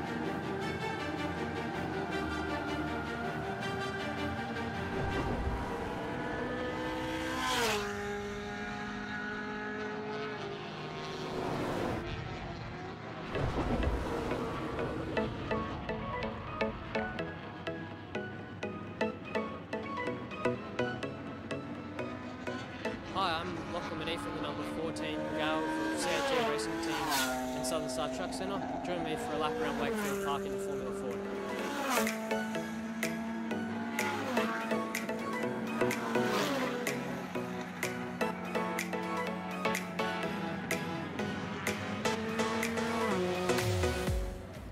Here we are, coming down the main straight of Wakefield, tuck into the wall, flat out through turn 1, slight kink, down back 2 gears for turn 2. Make sure you get a good exit for turn 3, which is a fast left-hander. You have to carry lots of speed. Hold 3rd gear through here, stay to the left, go down back to 2nd. Be sure to keep the car alive coming through turn 4 over the top of the hill into turn 5. Now the exit into 6, pull 3rd gear. Slight lift to get the nose of the car in and then back on the throttle, setting up to official. So this is a tight left-hander. Make sure to nail the apex. Run about 3/4 track exit. Back on the throttle. Quick lift, turn 9. Back on the throttle. All about setting yourself up for turn 10. So pulling 4th gear, back down 3rd, 2nd. Going in, nailing the apex. Quite a late apex there. To finish it up at Wakefield Park.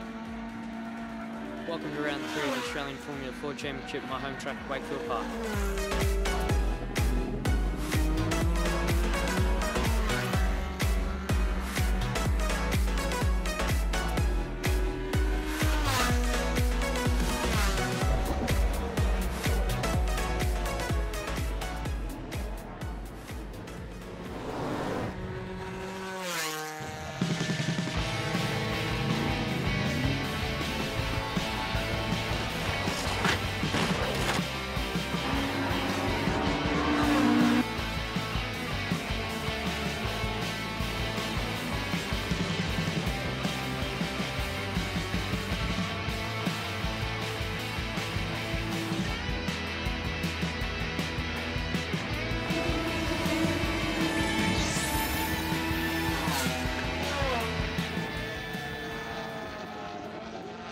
How would you like to double your garage space and work on your cars easily? Well, bring in your own hero with a Lift King hoist. Easy to install models in 1, 2 and 4 post styles. Check the very nifty Spider 2500 portable mini scissor lift. Hero hoists are either Oz certified or carry the Euro CE, your guarantee of quality construction and reliability. I regularly stand under my Lift King, so when you need a bit of a lift, why don't you go stand under yours?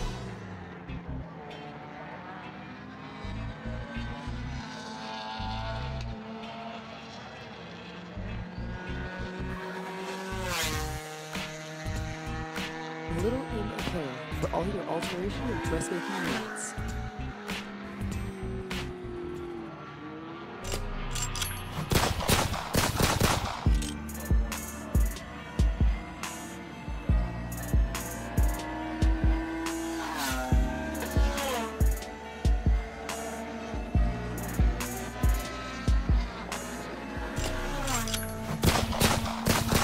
Winner on.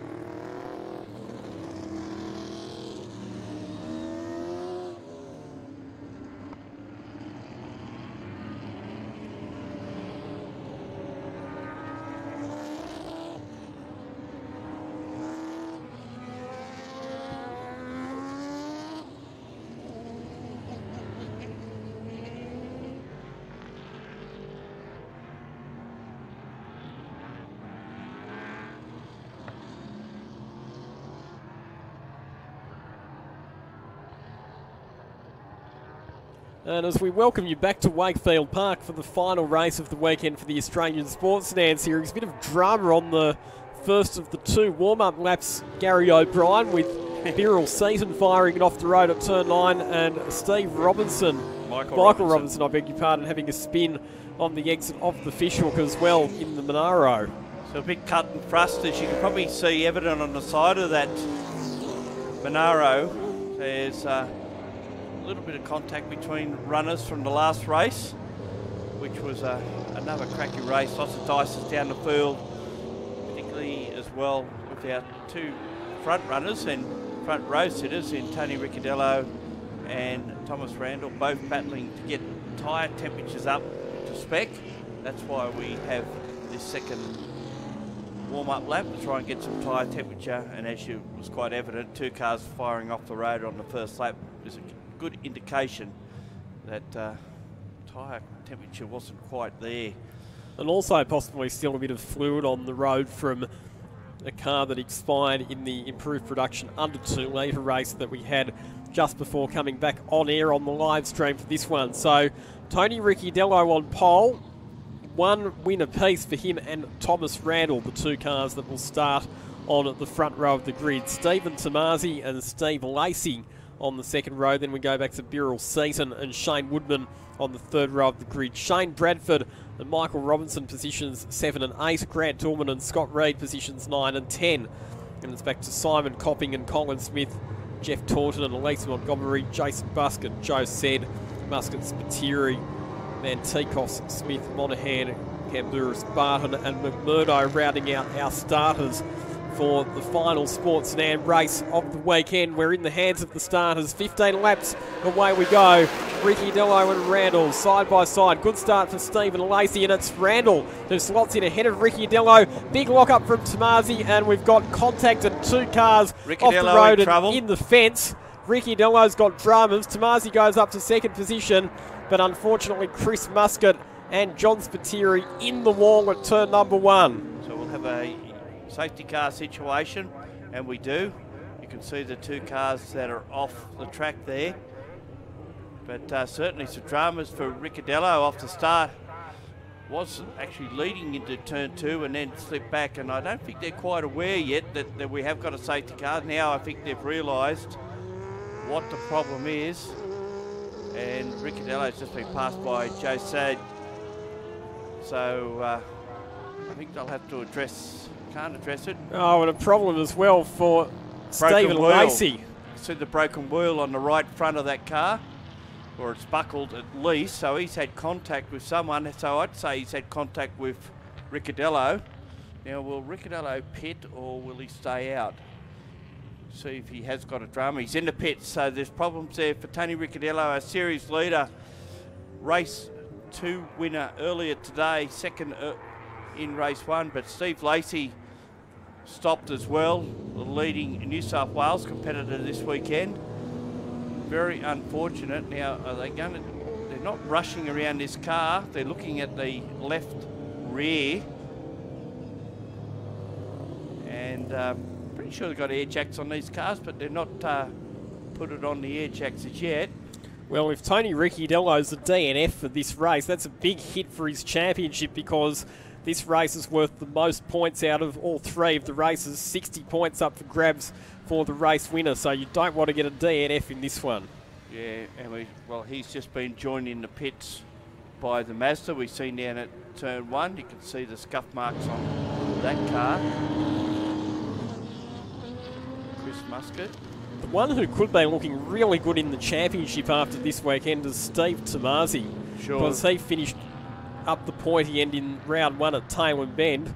And again, this weekend, he hasn't been winning races, but he's been there or thereabouts in the top 3 or 4 accumulating points. He's second in the race behind Thomas Randall at the moment.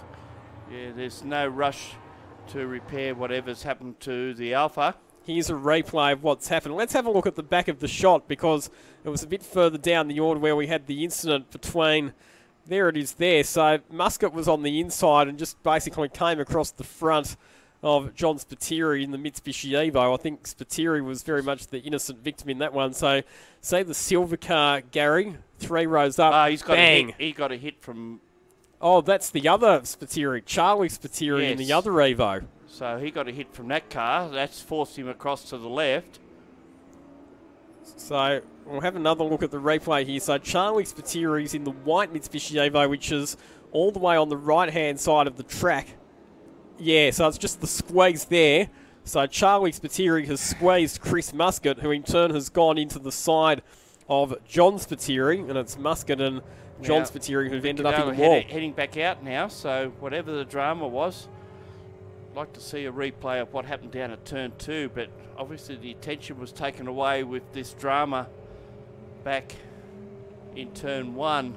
Problem for Tony Riccadillo is he's now a lap down on the field. However, we know that that car's fast enough to get laps back. When you think about the number of cars that he and Thomas Randall have lapped in the first 2 races, he could pass cars, and even though he might not be able to challenge Thomas Randall for the race win, he could still get himself back up into a high enough position where he can score some valuable championship points. Yes, indeed. Meantime, we're still picking up the Steve Lacey car, and the Spiteri Evo is still left down there against the fence. I assume that they will be picking that one up as well. So this is going to knock laps or time out of this race.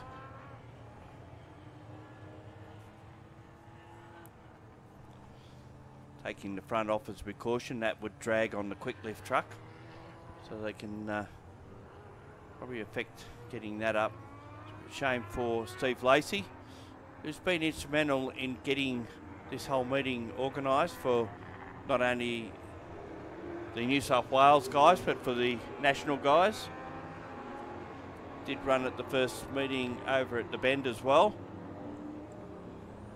So the reason they've removed the front of that car is just so that they can get it loaded up onto the back of the flatbed, because these cars have got very low and protruding splitters. You can actually cause more damage to a car if you're not careful in how you load it onto a tow truck. So that's why they're just going through the proper procedure with it at the moment. Well, if Thomas Randall holds onto the lead, he'll win the round. Steve Tomasi will be second. Now, they did say they had a diff problem with that car. How bad it was, they didn't allude to in the Calibra Chev. But he is in second spot, Beryl Chetton in third. He's the current national title holder, and didn't have a real happy round at the Bend, but has come back strongly. Shane Bradford's picked up a few spots off the start to be ahead of Shane Woodman. Woodman had 4 offs in the last race and still finished 5th or 6th or something like that. He was amazed that they kept him near the front of the field. Here we go. Now we're seeing a replay of what happened off the start. We can see as they get the green and head underway, Randall's got a pretty good start on the outside, so... Lacey and Riccadillo have had contact, so it was the right front of Lacey and the left rear of Riccadillo that have come together. Yes. Wow. Now it looked like Riccadillo didn't get a great launch either, because he looked like he was being smothered by those other cars around him, and Randall had already gone ahead, so probably led to a little bit, without blaming anyone, he's led a bit to being so congested into turn 1, and it may have been wheel spin. Possibly the tyres wouldn't have been up to temperature, but in these situations, here's another look at it. Yeah, there was just a touch, wasn't big. I don't think you'd say that was really anyone's fault. It was just a very unfortunate racing incident between the two of them. Yeah. My only point I was making is Riccadillo's start probably led to his own demise. Yeah, if you know what I mean. And here's this Spiteri Evo still parked, all on its lonesome. So by the looks of it, they're just going to leave that car there. There's no recovery vehicles making any. Well, they're still getting getting Lacey's car on the back of the quick lift.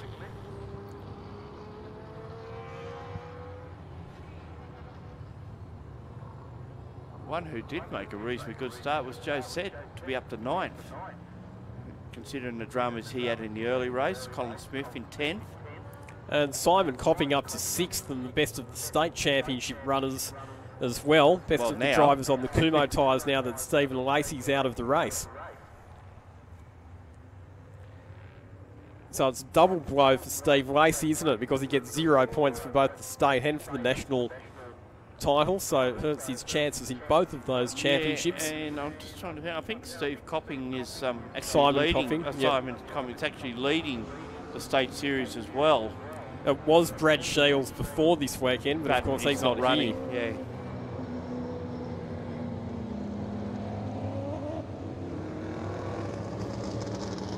Grant Dorman in 7th spot. Scott Reed, Joe Said, Colin Smith. Colin Smith had a DNF in race 1 in the Fat As Monaro out of Queensland.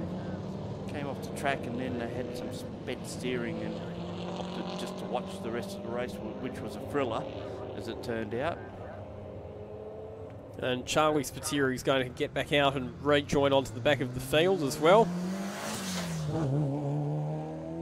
Yeah, probably just came in for the mandatory checks on that. Remaining round to New South Wales Sports Sedans, of course, is at Sydney Motorsport Park. The next round will be on June 30, July 1. Lights are out on the safety car. So we're going to go back to racing this time around. So the tow truck will join on after the rest of the cars have Can he gone get back past. to the pits before they do a circuit? Another Well, he'll race have to, within won't a he? race. Yeah. Handicap race. I'd be flooring that quick lift truck, get it there as quick as possible. So 9 laps to go. Thomas Randall will have clear track in front. It's Stephen Tomasi second, Birrell Seaton sitting in 3rd position just ahead of Shane Bradford. Tony Ricciardello in 19th position and the lap down, but we'll have some time to make up some positions over the remaining laps of this race. Back underway for the sports stands. Good restart for Stephen Tomasi, who tucks right onto the back of Thomas Randall. Going up the hill the first time after the restart, Randall, and actually the Calibra's got a little bit more in a straight line. You can see it actually pulled about a car length in there as they head across the top. Chetton in 3rd, Bradford 4th, Woodman in 5th, and then topping the next one after that, the first of the state runners. And Grant Dillman in behind him, so good contest amongst the state cars as well. But Randall actually pulls a bit of a gap down the bottom end of the track where that car would be stronger. There's our state leader in Simon Copping in that, believed to be either the last or the second last of the Perkins Engineering built VZ Commodores. Both those cars incidentally out of the same workshop in Auburn or Silverwater in New South Wales, Sydney. A couple of the marked cars battling for positions as well. Here comes Tony Ricciardello just trying to unlap himself from some of these cars.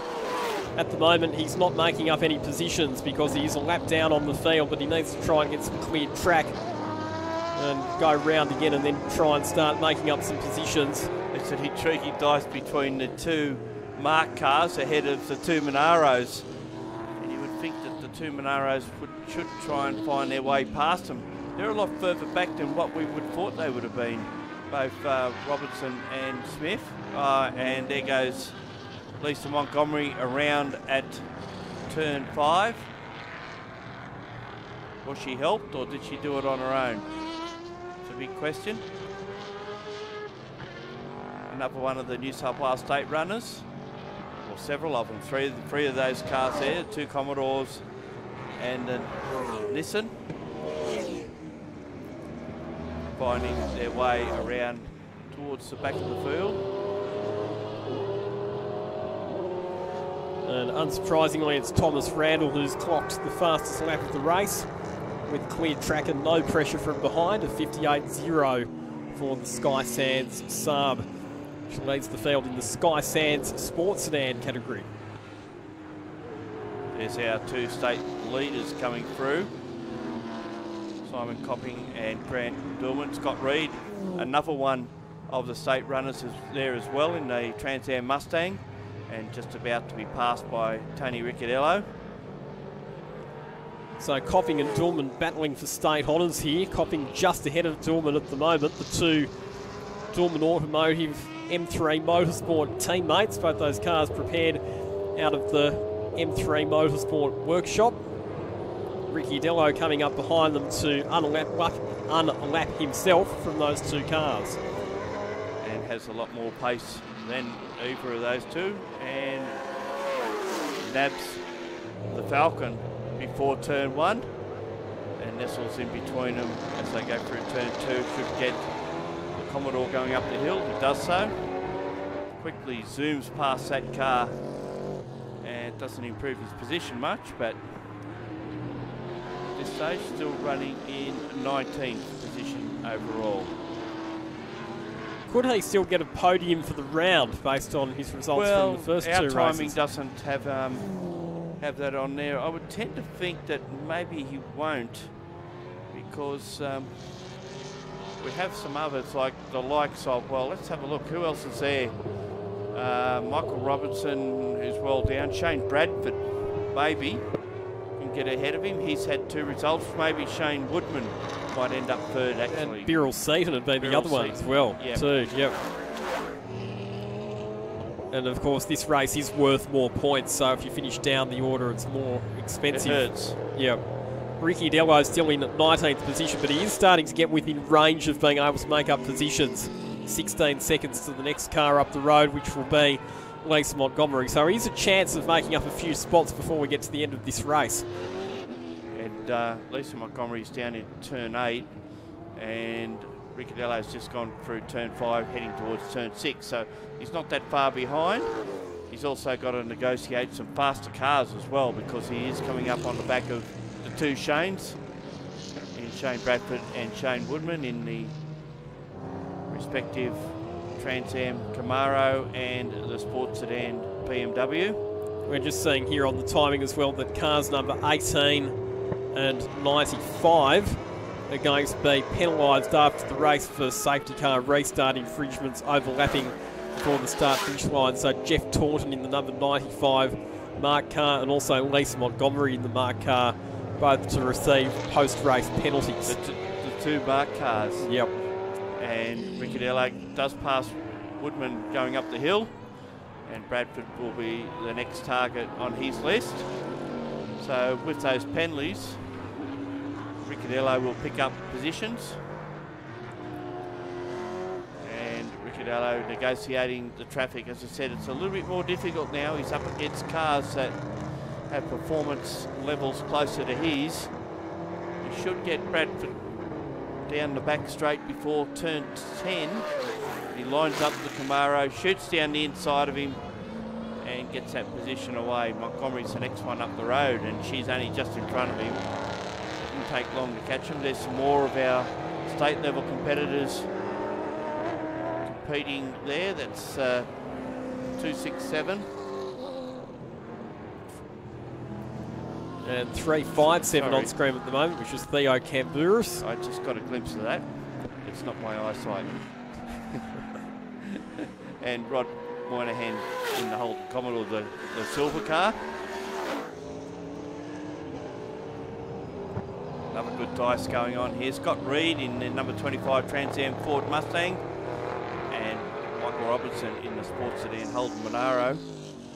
So a bit of intermark rivalry, Ford versus General Motors.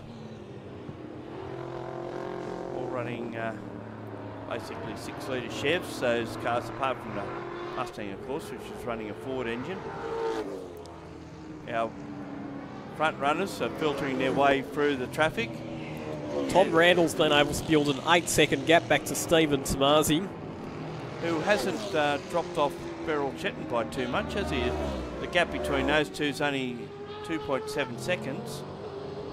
And here we have a change with Robbo down the inside of Reed at turn 10. And you can see in the background coming up is the fire-breathing rotary-powered Fiat of Joe Sed. This car driven at the last round by Shields, Brad Shields. And Tony Ricciardello's about to make up a couple more positions. He gets past the Rod Moynihan Commodore. And coming up on the battle, the dice we were just looking at a moment ago, he gets splits that one. And he'll get past Theo Camburis as well. So he will move back up to 16th position. So it was definitely worth them fixing up the damage and getting the car back out there. just to get him classified as a finisher and get some points. So the next one up the road will be the Barton Nissan, Chev-powered Nissan, 300Z. Would you call that a 600Z now that it's got a Chev in it? Could well be, so Ricky Dello gets past that one, but here is Thomas Randall, so a few difficulties for him in the opening round of the series at Tailem Bend, but he's bounced back in style this weekend. A spectacular win in race number 1 yesterday afternoon.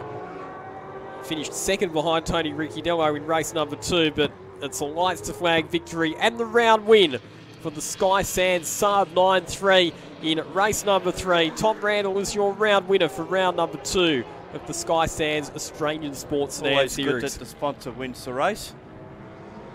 With Steve Tabasi just crossing the line in second spot. Here's the battle for the state championship honours. It's on here between the teammates Simon Copping and Grant Dorman. This is going to go right down to the wire between these two. Copping defensive into turn 10. Dorman looking for the late apex and the switchback. They drag race to the line between those two, and it'll be Copping who just holds on. And Tony Ricciardello got back up to 14th position at the flag. Good return. Obviously not happy about the fact that he had to pit at the end of the first lap. Be interesting to study the points and work out what our round podium looks like after that race. Yeah, I'm suspecting Thomas Randall will be first, Stephen Tabasi will be second, and perhaps Shane Woodman might end up in third spot. But we try and confirm that before we complete the telecast today. Certainly interesting round 2 of the Sky Sands National Sports Sedan Series. Round 3, of course, is only a fortnight away. Sydney Motorsport Park as part of the Muscle Car Masters. And a little time to fix cars up that may have damage, but looks like at the moment that it's only superficial for those who did cop any, as the cars filter their way back into pit lane. Might be a good time to take a break, especially from Glenline TV, who we will rejoin when the second of the production sports race occurs later in the program. In the meantime, for those at trackside, we'll take a small break and be back with Formula Race cars.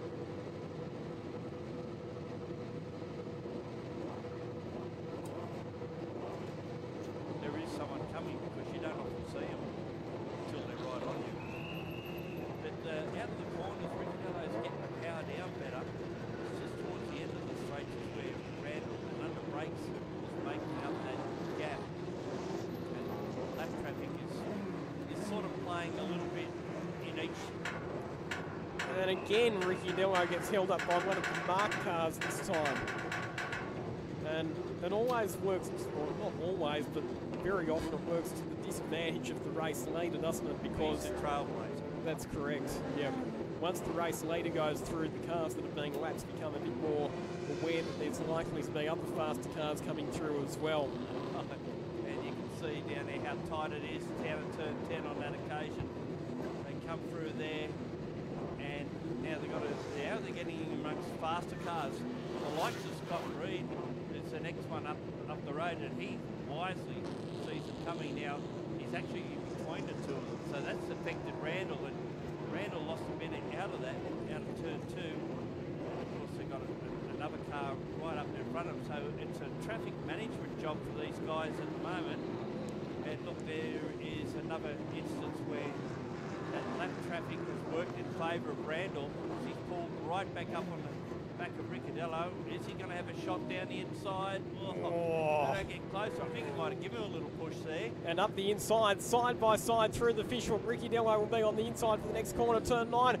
Randall hangs tough around the outside, and he will go through to take the lead of the race with just over 3 laps remaining. Ricciardello fights back on the outside into turn 10. He goes down the inside, gets it back off him. A little bit of a rub coming out of that corner. Ricciardello gets it back. Randall has to get back in behind him. It's on. Wow. Only a couple of laps left to go. So Tony doesn't want to give this one up. And he's locked it up at turn 2. Randall back up the inside, heading up the hill. 2 changes, 3 changes for the lead within the space of less than a lap. Wow. There are other cars racing here, folks, but we're not worried about them at the moment. It's all happening up the front. And they're coming up to laps of fast cars as well. It's not over. We've got 2.5 odd laps to go. And they're coming up on the back of Joe Sed in the Fiat. Rotary powered. And he hasn't left a lot of room, but that's not his fault. And there goes Ricciardello around the outside now. Where can he line him up? More lap traffic ahead of them. It can play out in anyone's hands. Look at Ricciardello under brakes. He makes up massive ground on Randall, who again is going to get balked by lap traffic. Randall moves it to the inside. I reckon Ricciardello does have a bit of a straight line speed advantage. You can see it there in the Alfa Romeo. He closes in on the back of Thomas Randall. We've got 2 laps to go. What a thrilling race this has turned into between these 2 front runners. We've seen Ricciardello gives Randall a nudge heading up into turn 3. Tries to go around the outside, cut back on the inside at 4, and more lap traffic in front of them. Down the hill now, negotiate the Datsun without too many dramas. Now here we come down to the fishhook again, and if anything, Randall's actually got a little bit of breathing space, if you want to call 2 car lengths breathing space. Out of that corner now, turn 9 down the straight, and I think Ricciardello might be surrendering this one. Oh, I wouldn't speak too soon, Gary. There's still a lap left. Still more laps traffic that they're going to have to negotiate. And Thomas Randall a bit wide at turn 10. I was trying to make the point before that I reckon Ricciardello's advantage is in a straight line. Randall was a bit stronger through the more technical parts of the circuit. But between the 2 of them, they have put on an absolute thriller motor race for us this afternoon. If they catch these cars up in the last little bit, it might be on again, but I think Tony's settling for second. I wouldn't say that yet, Gary, because Thomas Randall's going to catch those 3 laps cars again at the worst possible time. He ducks to the inside. He's got Shane Bradford heading down the hill for short negotiate his way past Michael Robinson, Monaro, and also the Grant Dillman Falcon as well. Through turn number 9, and he gets balked, Thomas Randall. Can he slip up the inside of Robinson? He does on the run into turn number 10. Just. Robinson gives him just enough room to sneak through on the inside. Checkered flag at the ready this time around. Ricciardello, an excellent exit from turn number 10. They're going to be nose to tail across the finish line. And in an absolute crack of sports stand race here at Wakefield Park for the opener, it's Thomas Randall who emerges on top. What a thriller.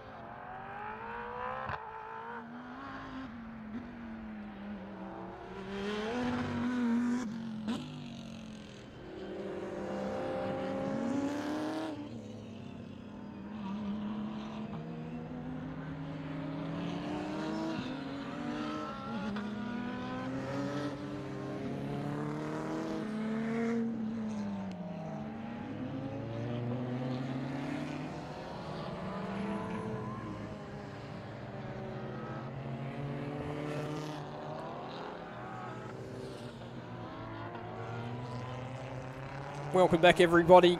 Trackside here at Wakefield Park and around the world on Blendline TV. As the sun sets on another race meeting at Wakefield Park, we have one race left to go, and it's race number 2, another 30-minute race for the New South Wales Production Sports Car Championship.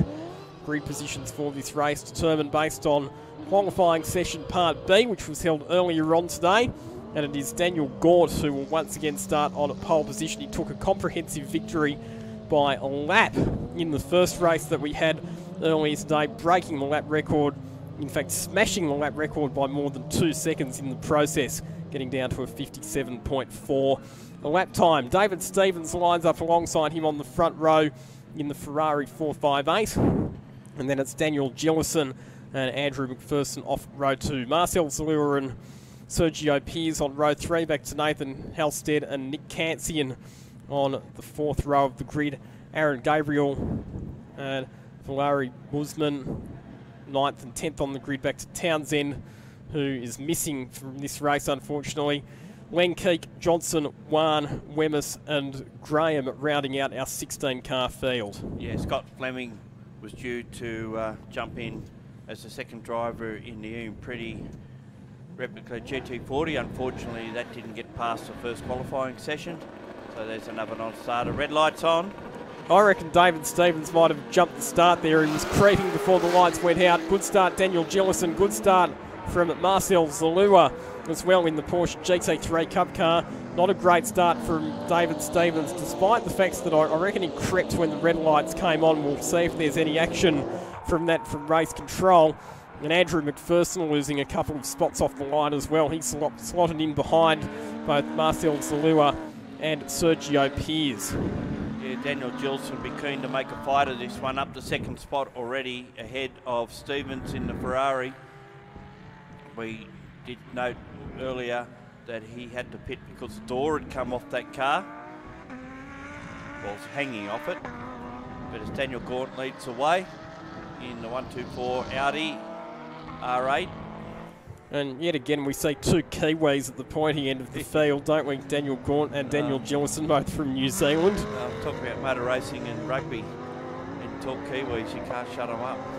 Daniel Gaunt weaving around, so obviously he feels that the tyres are not up to optimum racing temperatures yet. And we're hearing from race control that there's going to be a 5-second time penalty to be imposed on David Stevens at the end of the race, and that is for a jump start, which is what I alluded to there at the start. So there'll be a 5-second addition, something they've moved towards in recent years. It used to be that if you jump the start, you get a drive-through penalty.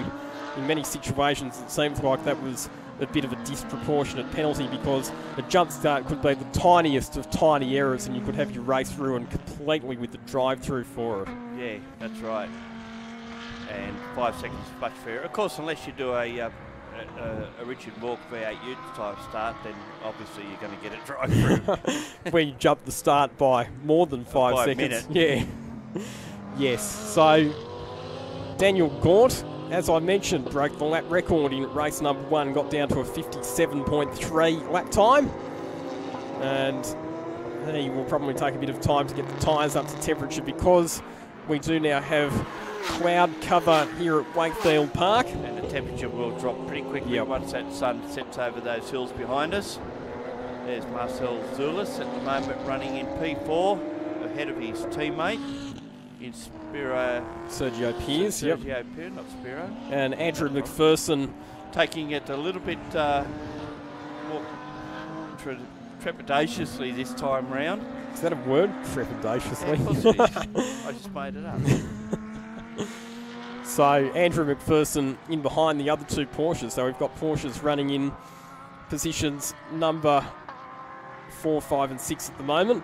And Darren Smith, who we have commentating at some of the other events, has been keeping a close eye on the sports sedans. Because he loves sports sedans. Yep. And he's informed us that it will now be Stephen Tomasi who leads the championship after this weekend. Thanks to Dazza for that. Look forward to hearing his dulcet tones next weekend on the Shannon's Nationals when we're covering the Australian GT Championship, the 501. commentator extraordinaire, knows his stuff. So out of turn number 2, and McPherson closing in on Pearce here. So McPherson, because he is in the GT3R, it is a more powerful car than the GT3 Cup cars that are ahead of him. So McPherson, in theory, should be able to drive past them, but Pearce will make him work for this position. Yeah, not only is it more powerful, it's got a wider track, it's got better aero, as you can see by the little winglets. And up the inside he goes. Pearce, in the end, made that pretty easy for McPherson just to slip through on the inside there at the fish hook. Could have done a lot about it in the ensuing laps anyway, but with McPherson, I think, has done the wise thing. He's learnt something from the earlier race where he spun down at turn 8 on the opening lap, that these tyres take a little while to warm up, despite the fact that we've had a considerably warm day and track temperature would have been up. Tyres still don't like it unless they're up in track temperatures over 40 degrees, and when we certainly say haven't had that today. When we say warm day, we are talking, of course, in relative terms. The top temperature that it got up to today was about 18 degrees. That's warm by Goulburn standards in May. That's very warm. That's almost tropical. Yeah. Speaking of tropics, be up there in a couple of weeks for the Darwin round of supercars. And Townsville after that as well. Very much looking forward to escaping to Townsville in July. Dare say it'll be a bit chillier here in July, and we've got a state championship meeting, of course, at Sydney Motorsport Park in early July. So Daniel Gaunt 58.5 for the 124 Audi R8 LMS. So those times continue to improve as the tyres continue to warm up. We're watching Stephen Wan in the Lotus in position 12 at the moment. And I believe that's a naturally aspirated car. That one doesn't have any sort of forced induction on it. No, and the naturally aspirated Lotuses run in Class C of the production sports. And chasing at the moment David Johnson in the Mazda MX-5, which will be in the same class, I would imagine. So race number 1, we got 31 laps completed by Daniel Gaunt. So I'd suggest we'd be on a similar number of laps for this race unless we get a safety car. Daniel Gilson doing a good job keeping David Stevens at bay. They're on the last lap, actually, Stevens was about 4/10 faster, and he was actually half a second slower on that lap. So their times are oscillating between the two. You can still see the tape on the door of that car where they've had to tape it up. This is an interesting battle between these two because Daniel Gillison, you would have to say, is the better credentialed driver in terms of what he achieves, but David Stevens is in the theoretically faster car out of the two. Yeah, David Stevens ran around in Nations Cup years ago and punched above his weight with the cars that he was driving. He drove Porsches back in those days and put in some pretty strong performances. So he's been out of the game for a while, and obviously Sandown a couple of weeks ago in this car was his comeback drive. And here we see him into the lap traffic, and there's that dice continuing between car 67, that's Kelly Graham, and car 21, which is the Aaron Bemis Lotus XEs. Yeah, the door on that left-hand front there fell off, but it fell off at the hinge front rather than at the back. So it's a latch that was keeping it on. They managed to get it into pits and get it repaired and getting back out there. Didn't mean much in the end result, but I suspect that they're doing these races more for experience rather than trying to win the series. More for fun, actually, I think, to be honest. So Lisa Montgomery wanted to run the car in sports sedans, but because Daniel Gillison's been her driver coach and has helped her a lot with getting involved in motorsport, she basically said, well, I'll double enter the car and you can have a run in it in the prop sports races. Yeah, of course they came out of a car similar to this, an MX-5. So that's Nick Cansian's car on screen at the moment. It might not have been a turbo one, but it was they teamed up and ran in MX-5 Cup, I believe. Correct, and in the 300k Enduros here at Wakefield Park and down at Winton as well. So Nick Canson on screen at the moment. Speaking of the 300k Enduros, and drive with a great record, particularly down at Winton, along with Rob Hay, won the Winton 300 in 2013. And we've seen him racing in the Bathurst 6 Hour and various other production and production sports car races as well. Nathan House said car 71 to Porsche going through there, currently running in 7th position. And car 6 is, as we said, Hansian in the Lotus. They were battling it out a fair bit of the previous race. This is getting tight now for position 2 in the outright stakes. Now Stevens has not only got to get past Gilson, but he's got to try and put a 5-second gap on him. And he's got 20 minutes to do it as they pull out to pass one of the lap cars.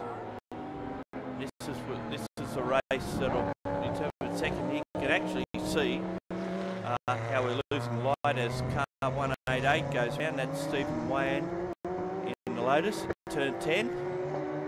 He spun at turn 2 in the previous race as well, Gary. Yeah, finding the limits. And fires it back up, so he should be getting underway. He's just waiting for, yep, you go through. Yep, you too. As he singles him through. Can't really tell him to stop and let him go, can he? No, not when you're off the road.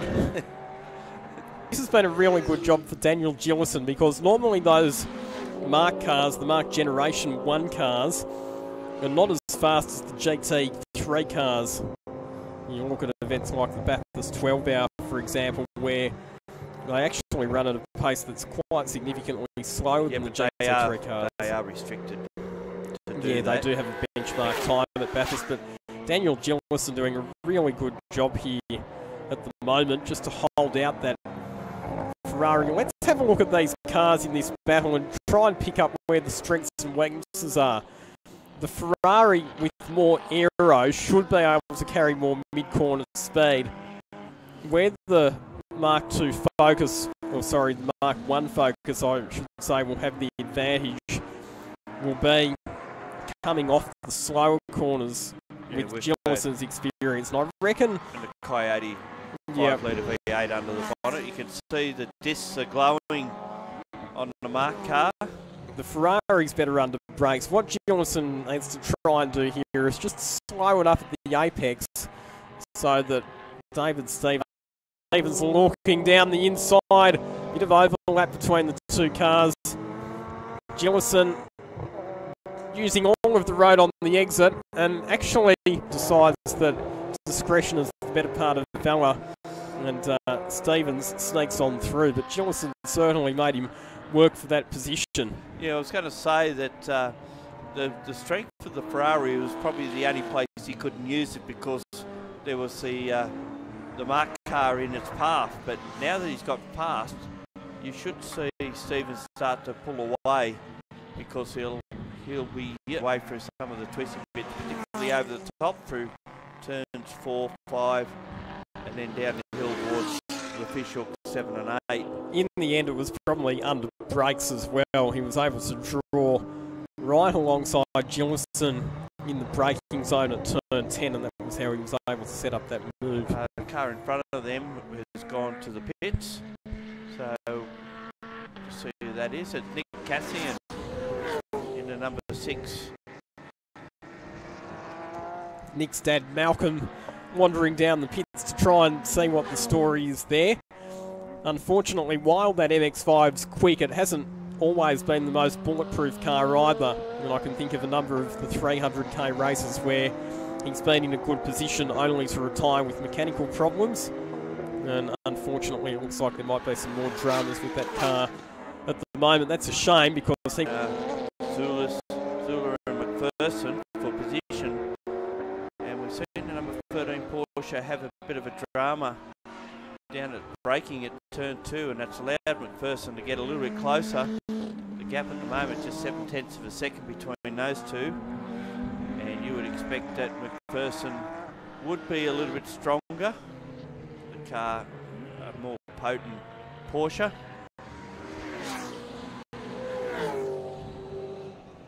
They spread their way through the lap traffic and continue Marcel Zula. So again, an example of a contest between two cars that will have different strengths and weaknesses, although, mind you, it'll be mainly strengths in favour of the number 50 superior car, with the GT3 homologation, the extra engine power, the extra aero. But Zalua will make McPherson work for this position. A couple of years ago, he had a drama with one of his cars at the Clipsal 500 in the support races.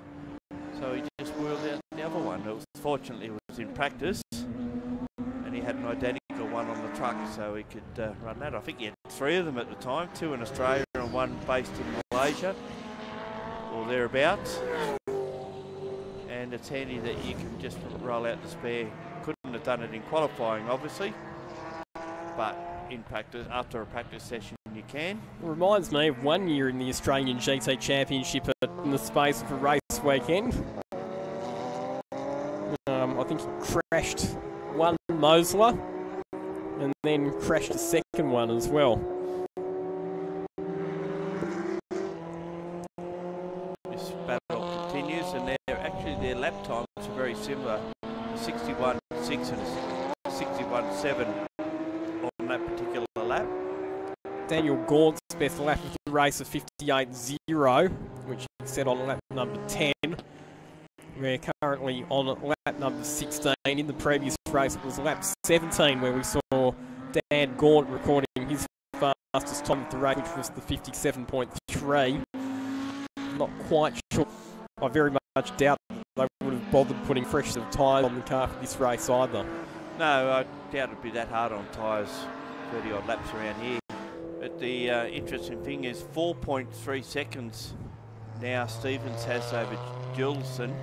So he only needs to get another second, and he's got second wrapped up.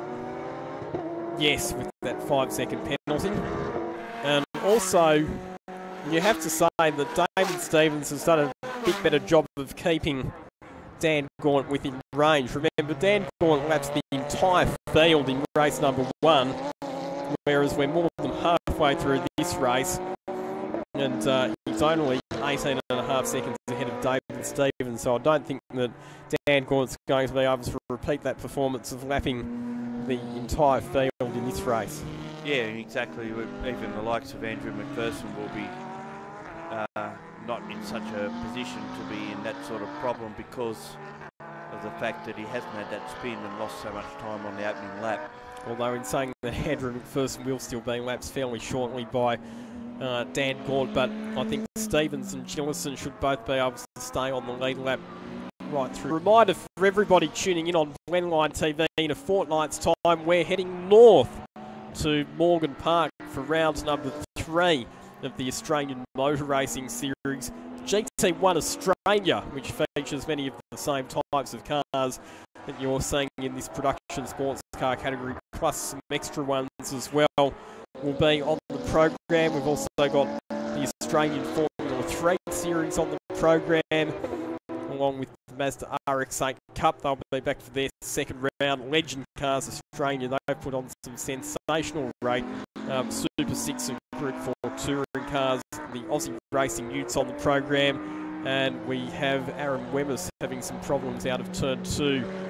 And he just eases his way onto the circuit heading up the hill. And don't forget, the same weekend, Blendline TV will be at Sydney Motorsport Park for the Muscle Car Masters. And that's always been a huge event in the past. And no doubt it will be again. That's June 10, of course, both those events. Blendline TV then will be at the New South Wales Motor Racing Champs on July 1.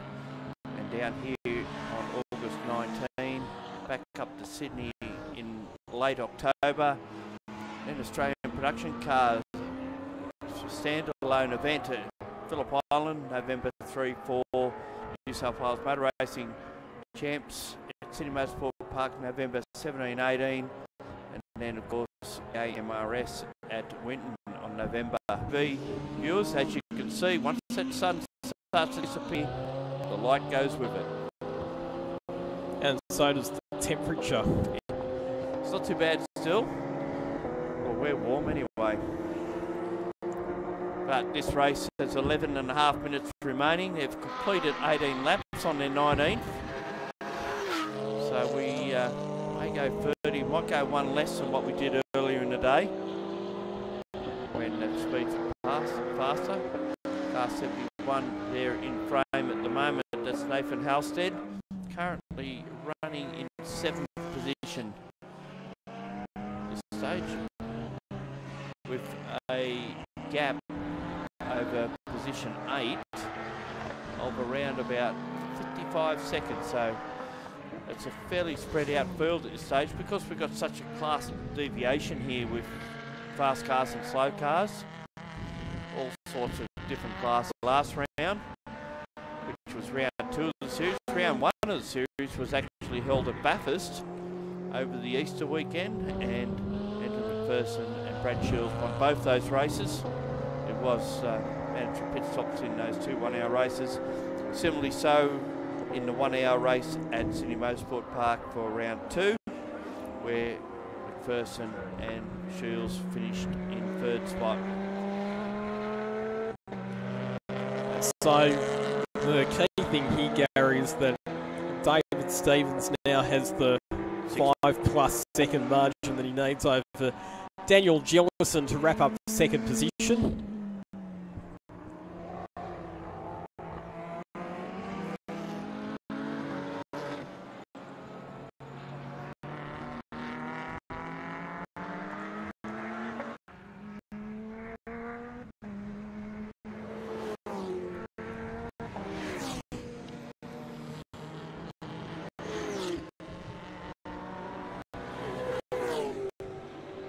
So on screen at the moment, the 456 Lotus of Valari Musman, which is actually a 6-cylinder Lotus Exige.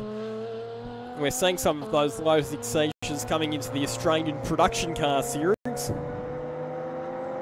We saw a couple of them in action at Sandown at the Shannons Nationals a couple of weeks ago. Unfortunately, the Grant Denyer car ended up quite badly damaged after a crash in Friday practice.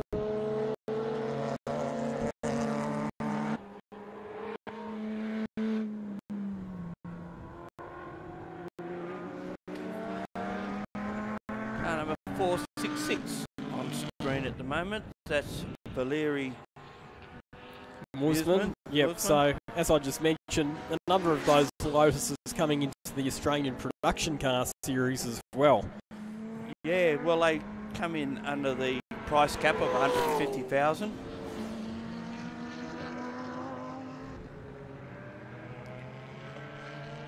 And well, actually, I think I don't think we'll see that D'Alberto Policina Simpson car to get him going again after it's had some dramas. So, but 8 minutes of left of this one. Daniel Gaunt just easing out of the pace a bit, 59.9 seconds his lap that time around. He's completed lap 22. We have 8 minutes remaining on the clock, so we're on target once again for this race to run to a 31 lap distance.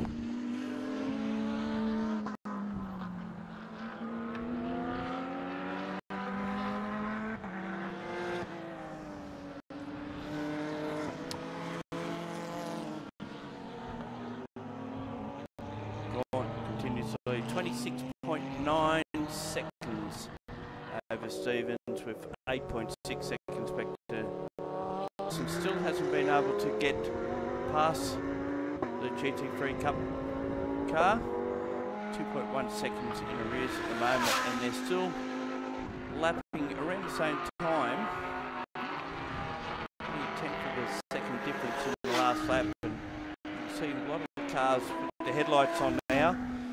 The camera lights from Black and White TV, the cameras give us better light than what we actually have. Low light cameras seem to do that.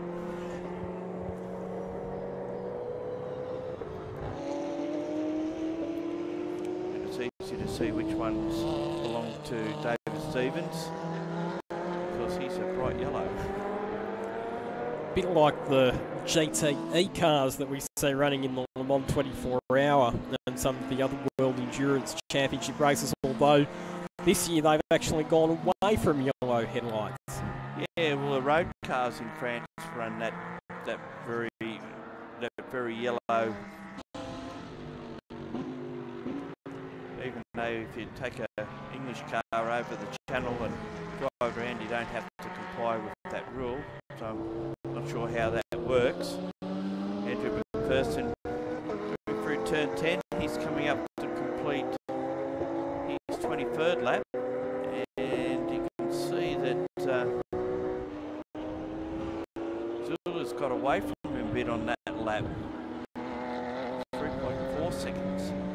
He's almost doubled that gap just in one lap. So Weber McPherson's finding it a bit different in the darker conditions. Amazing how quickly the light fades here at Wakefield Park once the sun sets, and it's a good thing we've only got just over 5 minutes remaining in this race because it's going to get very dark here. It'd be pretty cool to have a night race here. I know that we're having a night race at Sydney Motorsport Park. Unfortunately, had a night race here years ago. Yeah, we had a Lotus race here which finished in the dark back in 2006, which I actually commentated. And it was cold at the end of it. Were you here for that one? Yes. I was up here in the commentary box. It was a good race. It came right down to the last lap. But by the final stint, we couldn't actually tell which car was which. Only when they came past the commentary box and flashed up on our timing because it was too dark. There was no lights around the track, which is the proper way to have a night race. Give them headlights and no street lights and let's go for it. Maybe just have a long pit lane here so we can identify them from the commentary box.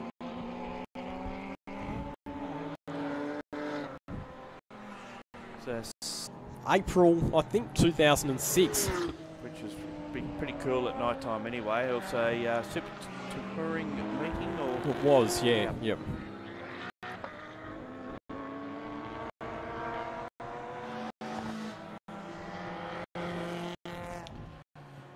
Is our third place car at the moment, Daniel Gillison. As this race winds down, under 4 minutes left now. 26 minutes gone, 26 laps completed. So we might actually go the 31 again if they can get across the 30 lap mark before the 30-minute expiry. Which makes sense because Daniel Gaunt's been doing fairly similar lap times to what he did in the previous race, and we haven't had it. The cars at the moment is typical of a race meeting late into the schedule. Yeah, not like some of the supercar race meetings where they run the soft compound tyres. Which just basically peels off by looking at it. These run a harder compound, obviously, so we don't see the degradation that we would see at a supercar meeting. In Perth especially. In Perth, with the racer-like surface that they run on. I actually hope they don't change it because it just adds to the nature of I agree with you. It's I think this year the tyre degradation in Perth was about the worst that we'd ever seen, but the racing was awesome because of it. Yeah, exactly. And that gap is now 9.6 seconds to Gilson. So given that the Ferrari driver will get a 5-second penalty added onto his race time, he will hold second position. About a fair margin behind our race leader and potential race winner, who's still doing 58s, by the way. His fastest lap was a 58.0. He's just done a 58.9. He'll be well and truly in the zone to be punching out consistent lap times when he rocks up at Phillip Island next weekend to join Tony Bates for round number 4 of the Australian GT Championship. In a very similar looking car to this one.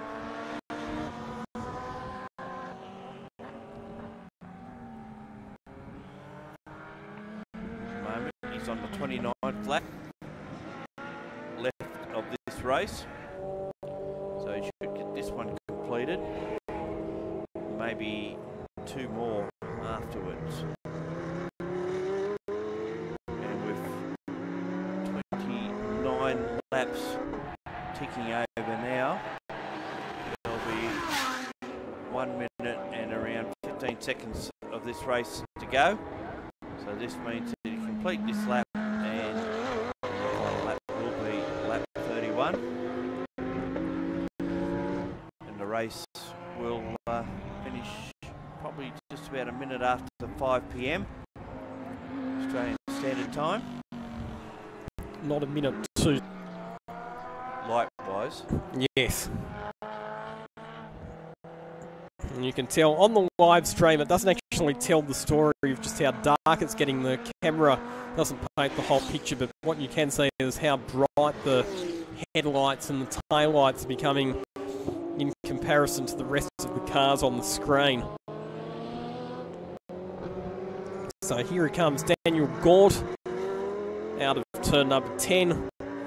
He'll have a couple more laps cars to negotiate his way past on the final lap.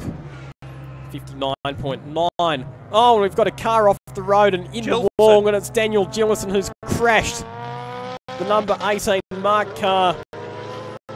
So the race will finish under safety car conditions down there at turn number 2, because I can't imagine any other reason he's gone straight off and head first into the time wall at turn 2. That was a fairly big hit. There's a lot of damage. He's trying to back it off. You can see that there's damage to the front of the car.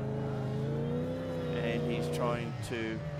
Well, he won't be going anywhere because there's no front wheel movement on that car at all. And no steering to go with it. Well, he's got steering on the right front, but nothing on the left. Wow. I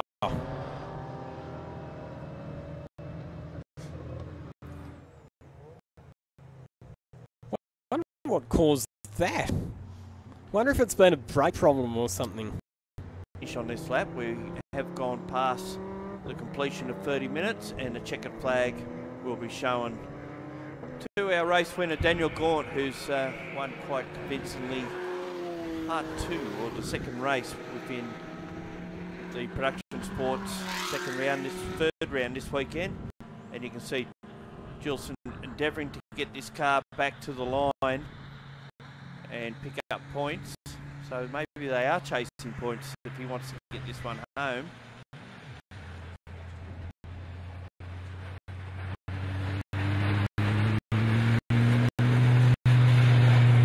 Lots of damage to the front of that car, but obviously it's not enough that it's actually stopped the car from running. They're amazing cars, these built by Ryan McLeod in Queensland, that the amount of how quick they can turn one of these cars around. We've seen this at Phillip Island a couple of seasons back where there was damage to 2 of the cars.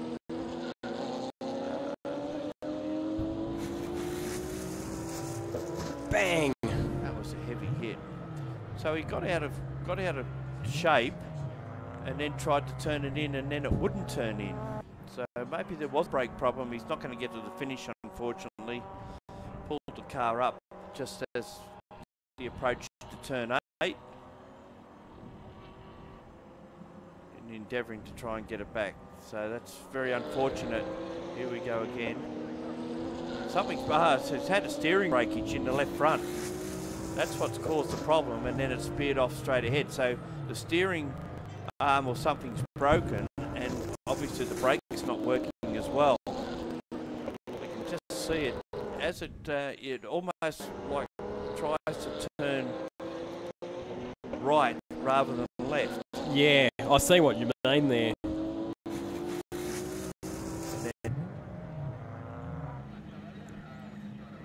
Well, that's a bit of a shame to end the race in those sorts of circumstances, but Daniel Gaunt confirmed as the race winner by a minute and 10 seconds ahead of David Stevens. Of course, that margin was elongated at the end because of the position where they crossed the line and where the safety car came out. David Stevens second. Marcel Zalua picks up third position as a result of the demise of Daniel Gillison. Andrew McPherson in 4th, ahead of Sergio Piers and Nathan Halstead, Adrian Lenkeek, Larry Woosman, back to Johnson and Steve Wan, rounding out the top 10 in the final race positions. Daniel Gillison and Nick Cansian, DNFs in that. But that completes all of the action from here at Wakefield Park, the nation's spectator track for round number 3 of the CAMS New South Wales Motor Racing Championships. Thanks to everybody who's tuned in right throughout the day. Thanks to the live stream producers, Daniel Beckinsale and the Brand Line TV crew. Thanks as well to all of our ever hard-working volunteer officials, flag marshals, fire, rescue and recovery crews, and everybody in race control as well. Hope you have enjoyed all of the racing from Wakefield Park. Don't forget to tune into Blend Line TV in a fortnight's time for round number 3 of the Australian. I'm Lachlan Mansell. See you next time. Bye for now.